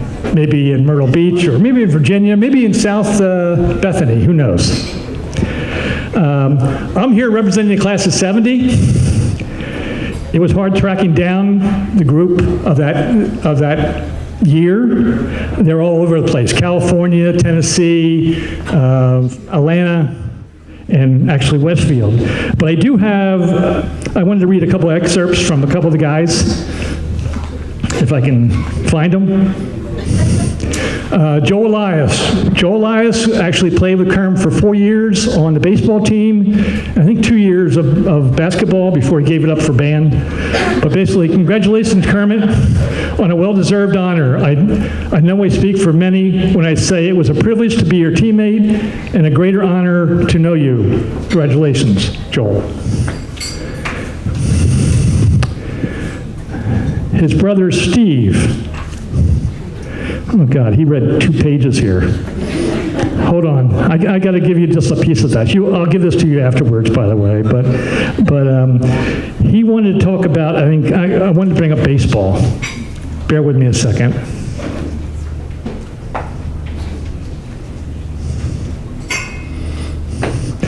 Yeah, but it was baseball where I admired your agility and quickness at second base. Your sweet swing from the left side and the occasional snarky comments from you that made me laugh. I also had fun playing with you on the American Legion team when we won the league title. I'm sure that the team immortalized that in Bordentown sports lore. So that was from Steve, actually Joel's twin brother. Kirk Youngblood. Remember Kirk? Oh, yeah. Yeah? Kirk played with us in basketball for 3 years, and then he moved on, I think, to Burlington. But then he also played baseball with you for like 3 years. And he says, I played at Northern for 3 years from almost the beginning that I was always going to play behind you, both in basketball and baseball. We essentially played the same position in both sports. Since you were the better athlete, I knew I had no chance. And to go along with that, your little brother Billy was always nibbling at my heels. But I think bracketed by the Pickett brothers, you can't get any better than that. Very nice. And then Rick Lesko, which actually I had a long conversation with Rick, caught up with him in Westfield, New Jersey. He wants to play golf with us. He's only working like 20 hours a week now, so I think we got another guy who can play golf with. Anyway, you were always a loyal friend as well as an exceptional teacher with a will to succeed. A few choice words would help the rest of your teammates to be better players together than we could ever be as individuals. You were the true definition of a leader. That's Rick Lesko.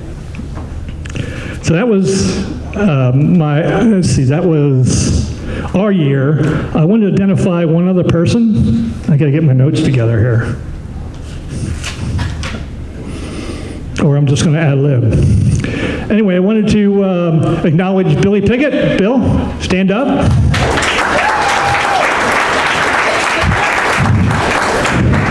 Bill is Kerm's younger brother by a year. He graduated in '71. And these two, hang on.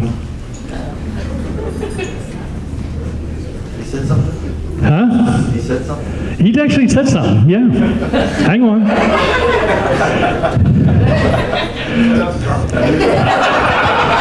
On the basketball court, let me tell you, these two totally connected. Duh. They're brothers. And they were a dynamic duo in the backcourt in shooting and distributing the ball. And it was a great year we had in 1970. And thank you, Bill, for that. And enjoyed playing with you as well. But it was a lot of fun. So I'm going to end this before because I think it's time. And do you have your speech ready now? Okay. All right. Kara asked me at, I think, Zach's wedding, what can you tell me about Kermit in high school? Do you remember that, Kara? Do you remember what I said? So, without hesitation, my wife remembers it verbatim, but without hesitation I said that your dad was the best athlete, the best teammate, the best friend, leader on and off the court, best student, most well-liked, and I think the answer that you liked the best, that he was the coolest, if you remember that. So, anyway.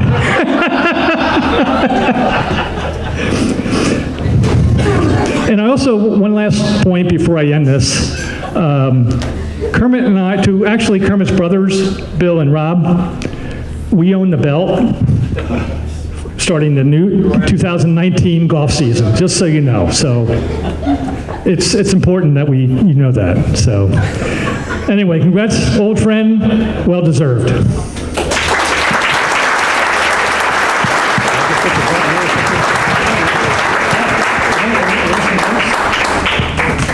Yeah. This will be short. And the question that Kara asked him was her father at Dorkin High School. It wasn't whether or not he was cool. Okay. Talk closer. Talk closer. I'm sorry. I really am surprised. I really appreciate this honor, and it is an honor. I think some people remember things differently than I remember. Okay, I played with some great teams. I played with some great teammates. Gary was a terrific basketball player that I had the opportunity to play with. If he didn't foul out with 3/4 of the game to go, he would have easily scored 1,000 points. He was known to get a little hot-headed, right, John? I mean, and I think, the great thing about team sports is to be successful, you have to work with other people. You can't do it alone. And I think I learned that from my father, from playing with sports with my family. It's nice that Chris said that I was the #1 athlete. Joanne was way ahead of us. Okay. Hands down. She would race Robbie down the road and back, and he would be huffing and puffing trying to catch up to him. So it was, but we were very competitive. I wish I had a video of my mother playing goalie against all of my nephews and nieces, and they did not give her any slack. I mean, like Alyssa said, she had 3 helmet saves. So it was great. I mean, I really appreciate it again. I thank you all for the opportunity, and I think that's all. Thanks so much. Kermit Pickett, everybody.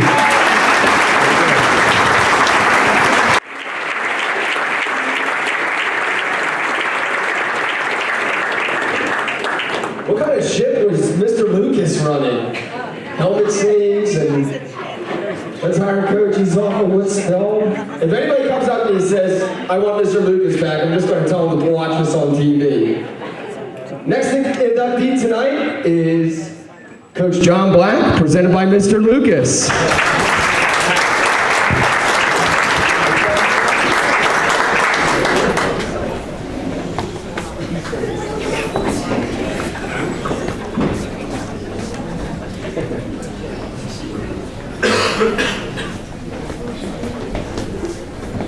Good evening.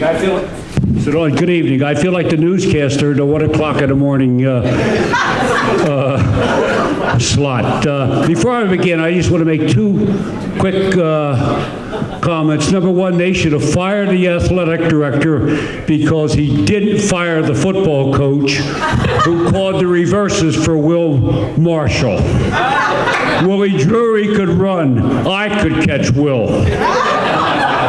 And two, Dave Liebeck, most beautiful swing you've ever want to see. The only problem is I only saw Dave at home baseball games.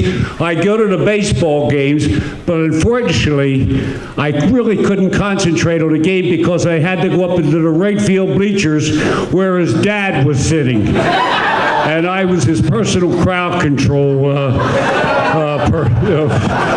person. Administrators, teachers, coaches, family, friends, and especially tonight's 2019 inductees.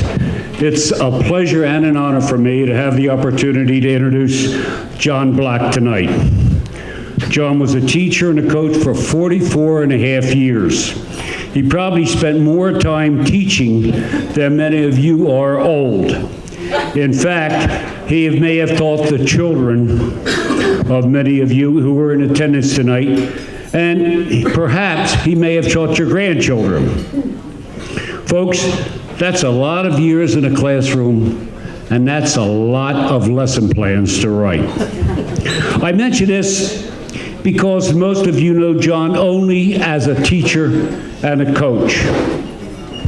Did you know, prior to coming to Northern, John was a stuntman for the Western movies? Yep. Never reached stardom in his role as a stuntman, but take a look as he walks up to the podium tonight and see just how bow-legged he is. The unfortunate part is whoever arranged this put John right here, so you're going to miss that. All John had to do was stand up, and the horse would just ride underneath him, and into the sunset he and the posse went. All kidding aside, John, bow-leggedness never hurt your athletic abilities. John played his high school sports at Bordentown and played, I think, baseball for the legendary coach Bunker Hill. But more on that later. At Bordentown, John played 3 years of football, 4 years of basketball and baseball. At his height, or perhaps in spite of his height, he was able to dunk a basketball. As a senior, he was named to the All-South Jersey basketball and baseball teams. After high school, John took his graduation, John took his talents to Trenton State College, now of course the College of New Jersey, and majored in health and physical education. John played 4 years of varsity basketball and was the captain his senior year. He also picked up his driver education certificate on the way. His first job out of college was at Northern, when he taught in both the junior and senior high schools. In the classroom, he was a meticulous record keeper. I can recall kids, even before the class started, as they enter the gym, they'd run right to the window and see the stats that John placed from the day before, how many hits they had, how many rebounds they had, how many points they had. Kids just loved that and feasted on that. And I can't recall, John, perhaps, I'm sure there were some, but I can't recall you ever having a disciplinary problem or ever sending a kid to the office.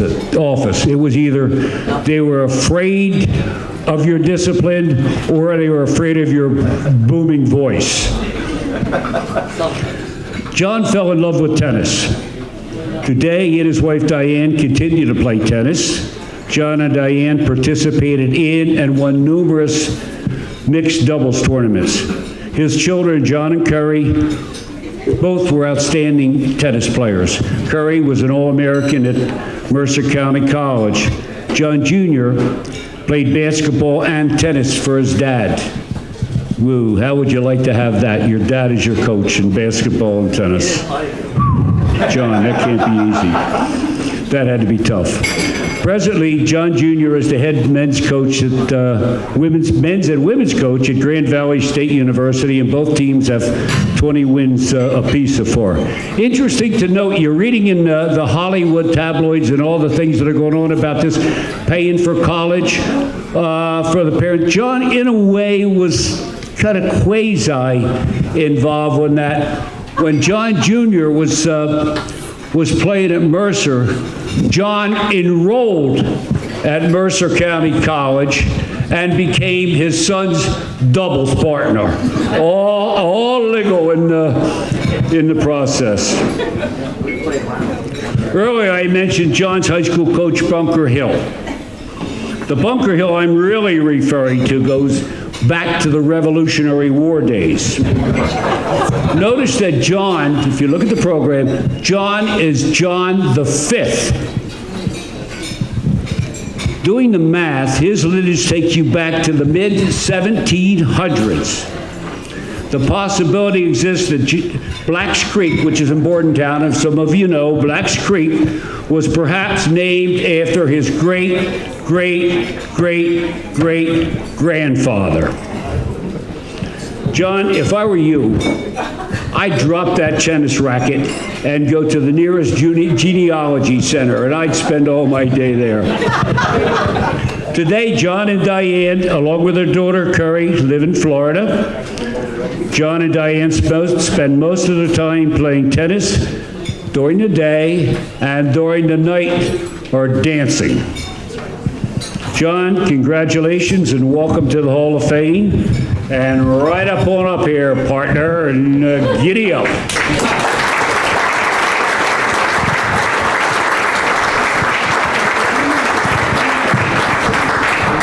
First thing I want to say is this is a great honor for me to be in here tonight, and with all the people that are here and really interested with these kinds of going on. It's really nice of you to come. I appreciate that very much. I don't have much to say. I see my basketball players here and a lot of other people who are visiting, and this is a great honor for everyone involved. And I appreciate this opportunity with these guys that I've coached in basketball and probably some other sports too, and baseball, and I don't know whether there are any former tennis players around, but I coached a couple years of tennis. I did coach cross country my first or second year here. I had to coach and run with the guys, but that was the part of being a rookie teacher. You have to sometimes do something that maybe you weren't usually involved in, but it was fun. And that was a different one for me.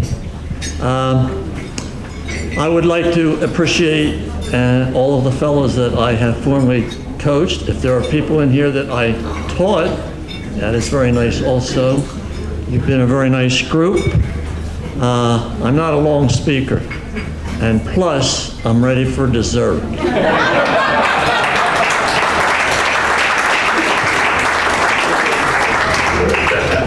I do feel good about one major thing, and that is that I've had an opportunity to teach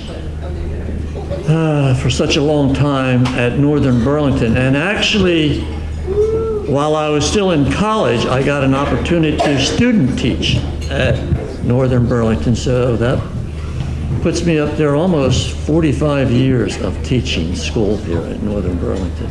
I've loved it.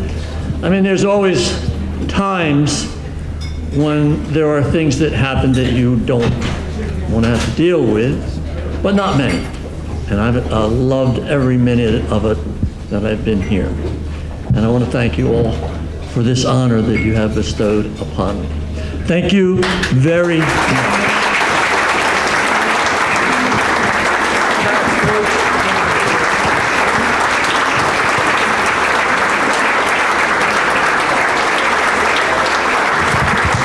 Coach John Black, everybody.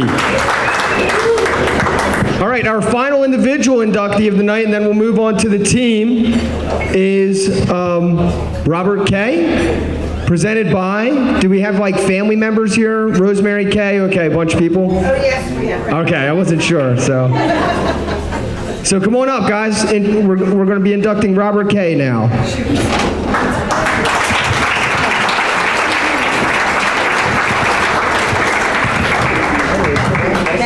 Nice to meet you too. Hello, everyone. I know most of the people in this room, so that's a good thing.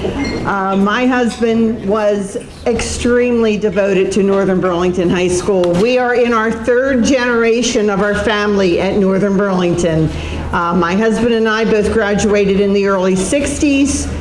Our sons, Rob and Eric and Jeff Alloway, who is like a son to us, all graduated in the 80s, and now the grandchildren are graduating. We have two graduated from college.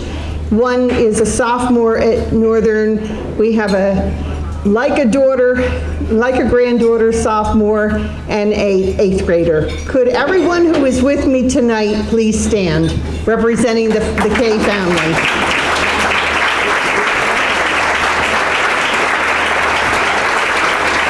Thank you. And this gentleman in the front here with the light blue shirt and the red tie is a teacher in the 7th grade, teaching history.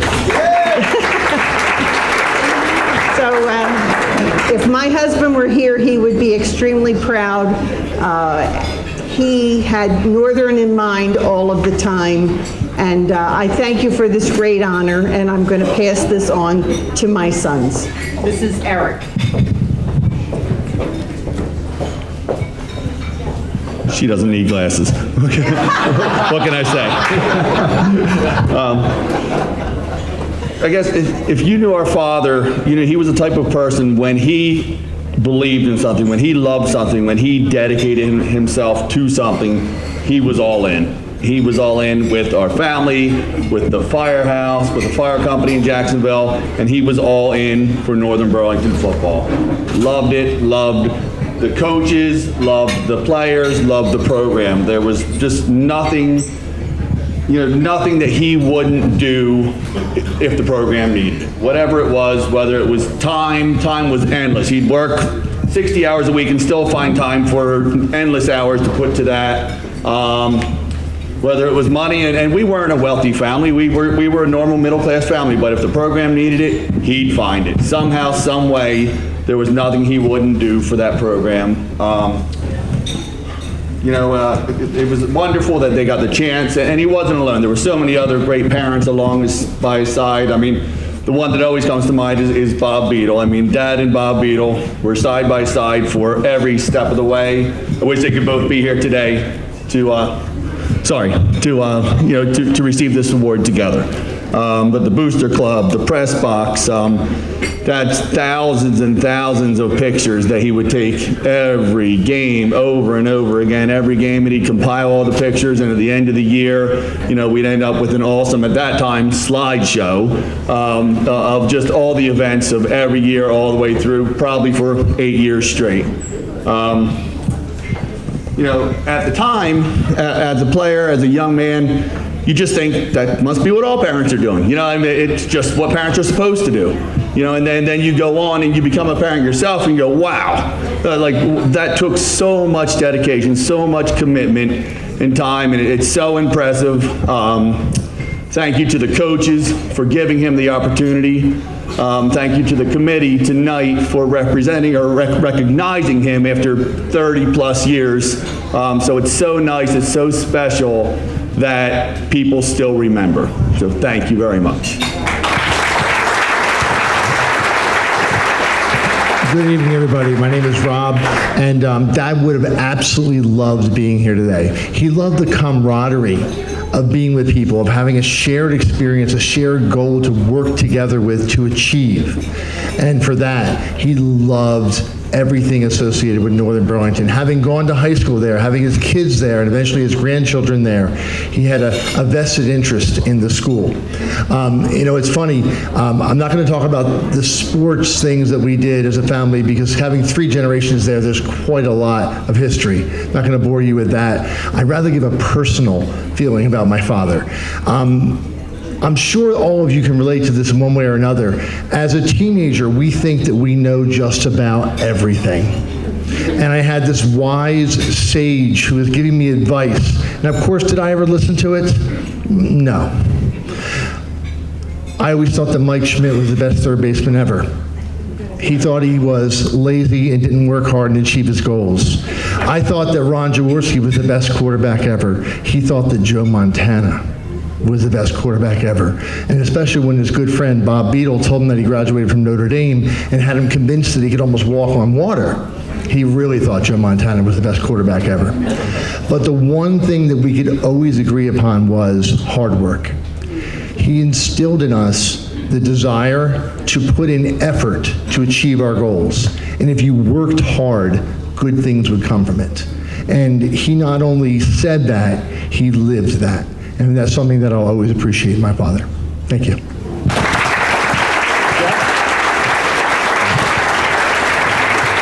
Hello.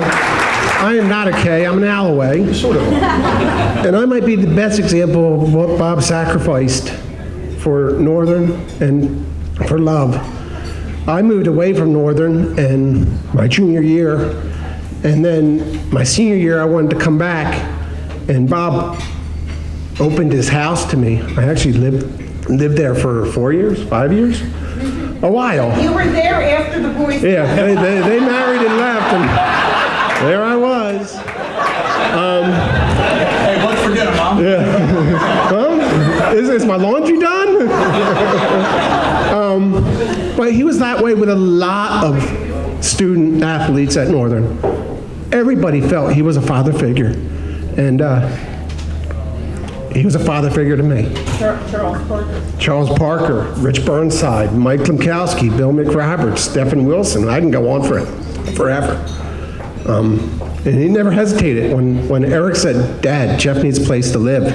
Okay, let's go. Let's go. And I didn't tell him until I got home.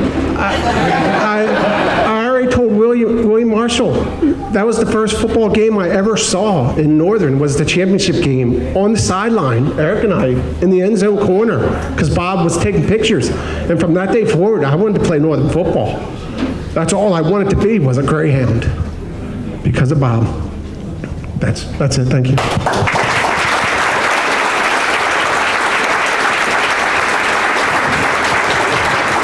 Robert K, everyone, our honorary inductee, 2019.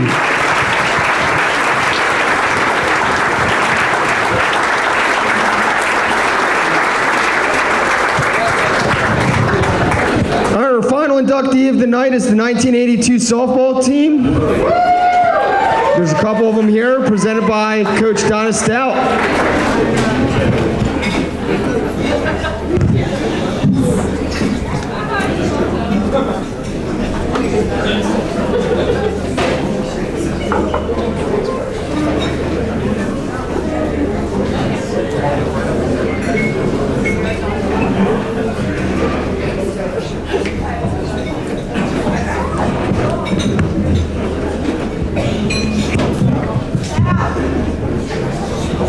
I know this was said many a times tonight, but I would like to also thank everyone who came out tonight to support and share in the accomplishments of all these athletes and our adults that we honored tonight.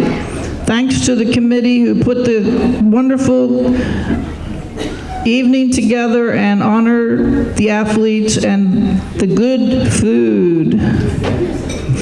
I would like for all of the 1982 women's softball players to now come up to the front.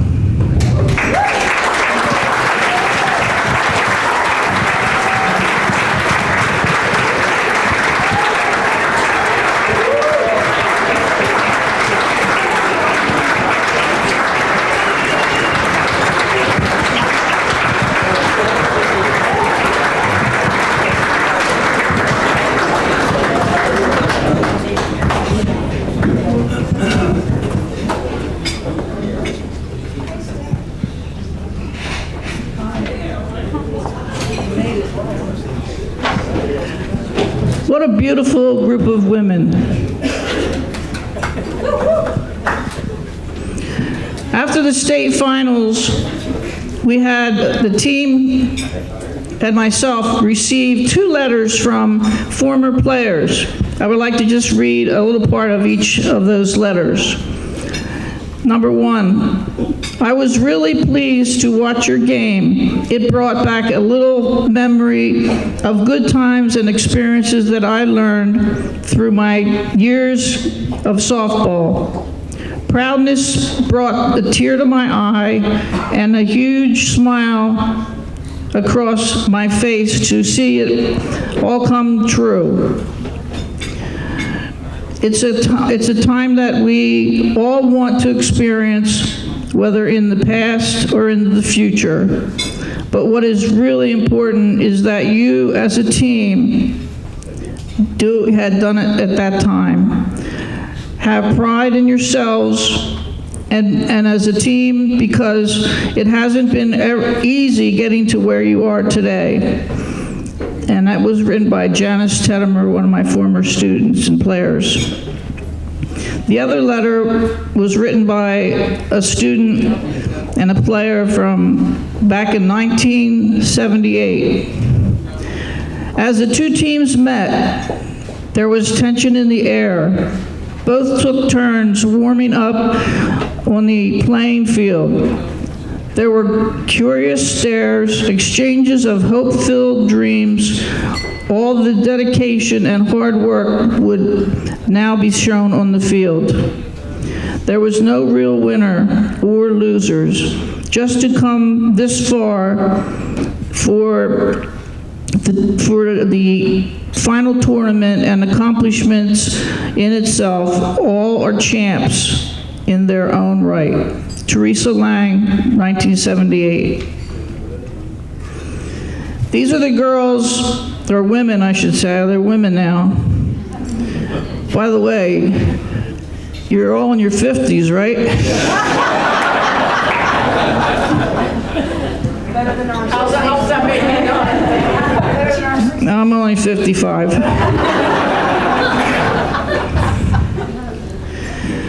This group of women were the Freedom Division champs in 1982, and they had 13 wins and 3 losses.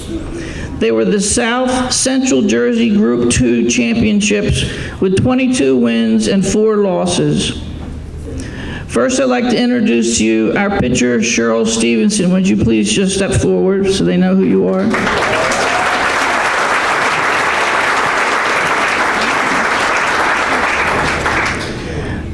Next is our catcher, Kim Engling.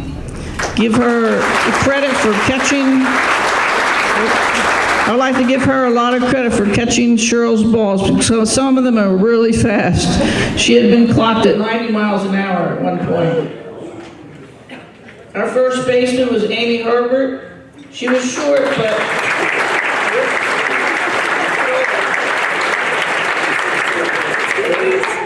Amy was short, but she could really stretch at first base. And the next would be Karen Jones. She was second baseman.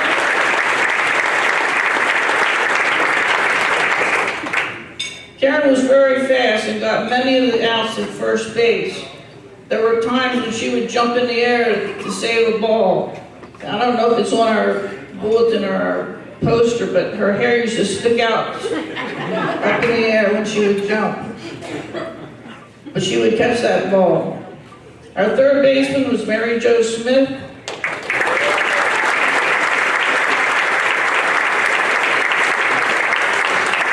Mary Jo, as a third baseman, had a very strong arm and an accurate throw. Shortstop was Annie Revere. She couldn't be with us tonight. Left field was Kathy Cook. She couldn't be with us tonight. Center field was Joanne Butterfield.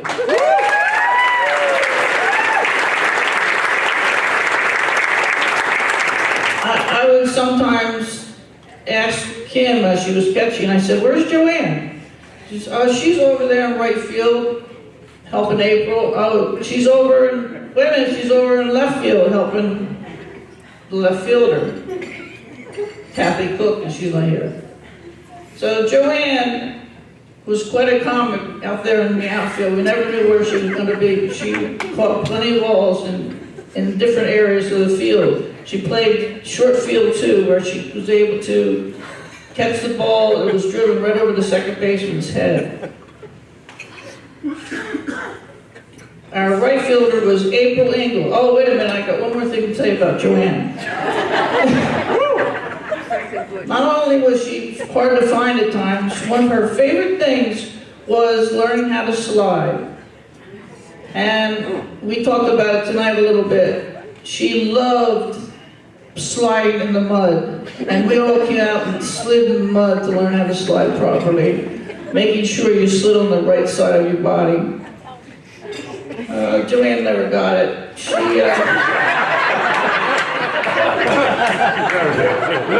She always went in boom, boom, boom on her butt.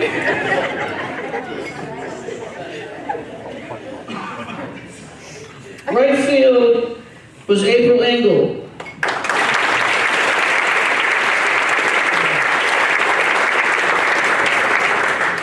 April was very fast in the field and was a heavy hitter. She knew that most of the balls were going to come her way because Cheryl was such a fast pitcher. Another outfield was Sherry Lee. She's not here tonight. And last but not least, our designated hitter, multiple position players. Sometimes she played first base, and you always could count on Michelle Fisher.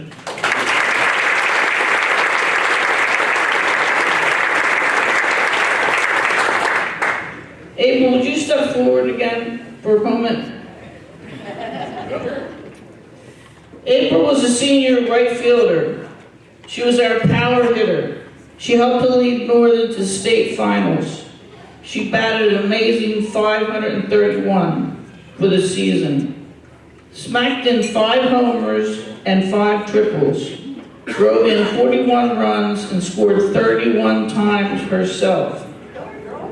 April was voted in as the South Jersey All-Star by all the coaches from South Jersey. April Engel.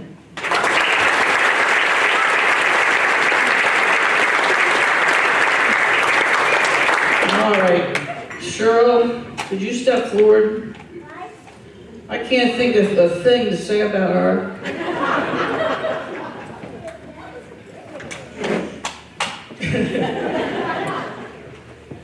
Cheryl compiled 10 wins and 3 losses overall that year in 1982.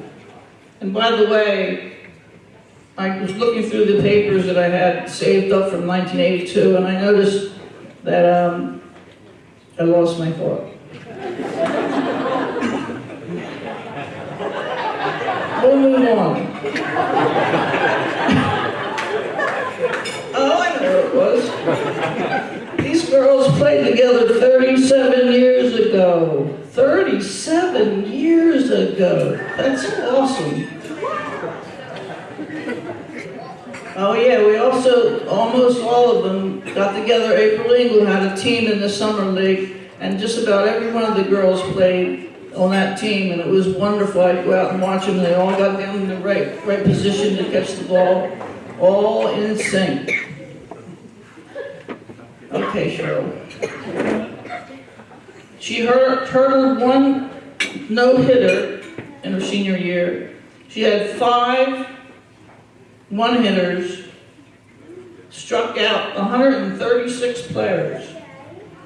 She batted for, this is amazing for a pitcher, .333, drove in 18 runs.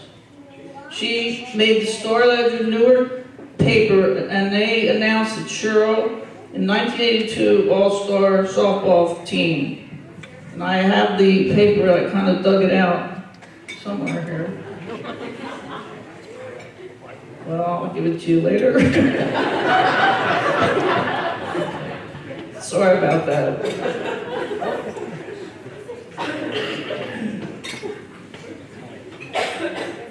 Girls, do you remember the time we played Pensgrove in a tournament game?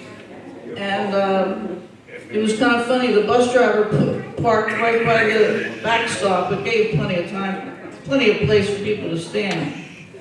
But Kim and Cheryl went behind the bus and practiced getting ready for the game, which was kind of surprising to me. I had lost track of them myself. I didn't know where they went. So Cheryl gets up to pitch her 7 practice pitches, and then she went to pitch. She pitched the ball real slow. So the first girl from Pensgrove got up to bat. She stood in the batter's box. Cheryl wound up. She threw her pitch. The girl stepped back out of the batter's box, turned to her teammates, and said, "Did you see that? I didn't."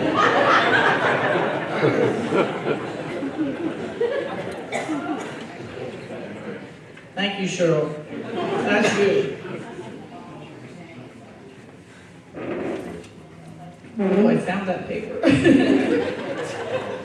Ledger. Here you go, Cheryl.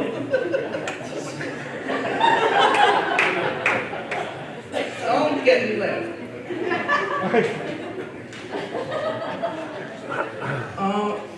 Again, searching through my old pictures and different write-ups on the girls, I came across this one, and it was entitled "Clock Strikes 12 for Northern Burlington.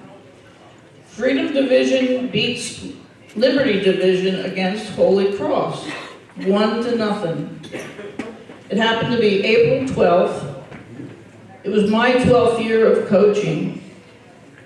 Cheryl struck out 12, and we played 12 innings. Karen Jones helped secure the win, was a one-hitter by making 2 outstanding plays at second base. So that was the newspaper article. The secret of success in life is for a person to be ready when their opportunity comes. Thank you all for coming out tonight. Have a safe trip home. And please give a round of applause for the 1982 South Central Jersey softball champions.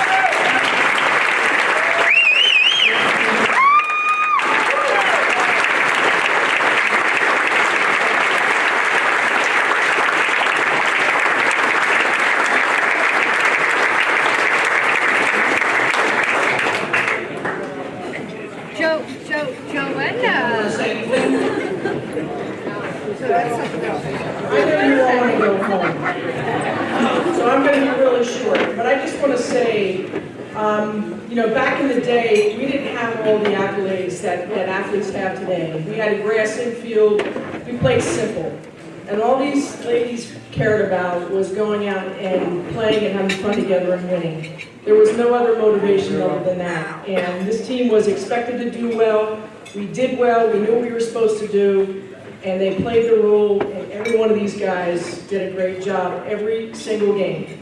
It was a very, very committed and business-like team. And I am so honored to be a part of all of them because every one of them did what they needed to do for no other reason because they loved the game. Thank you.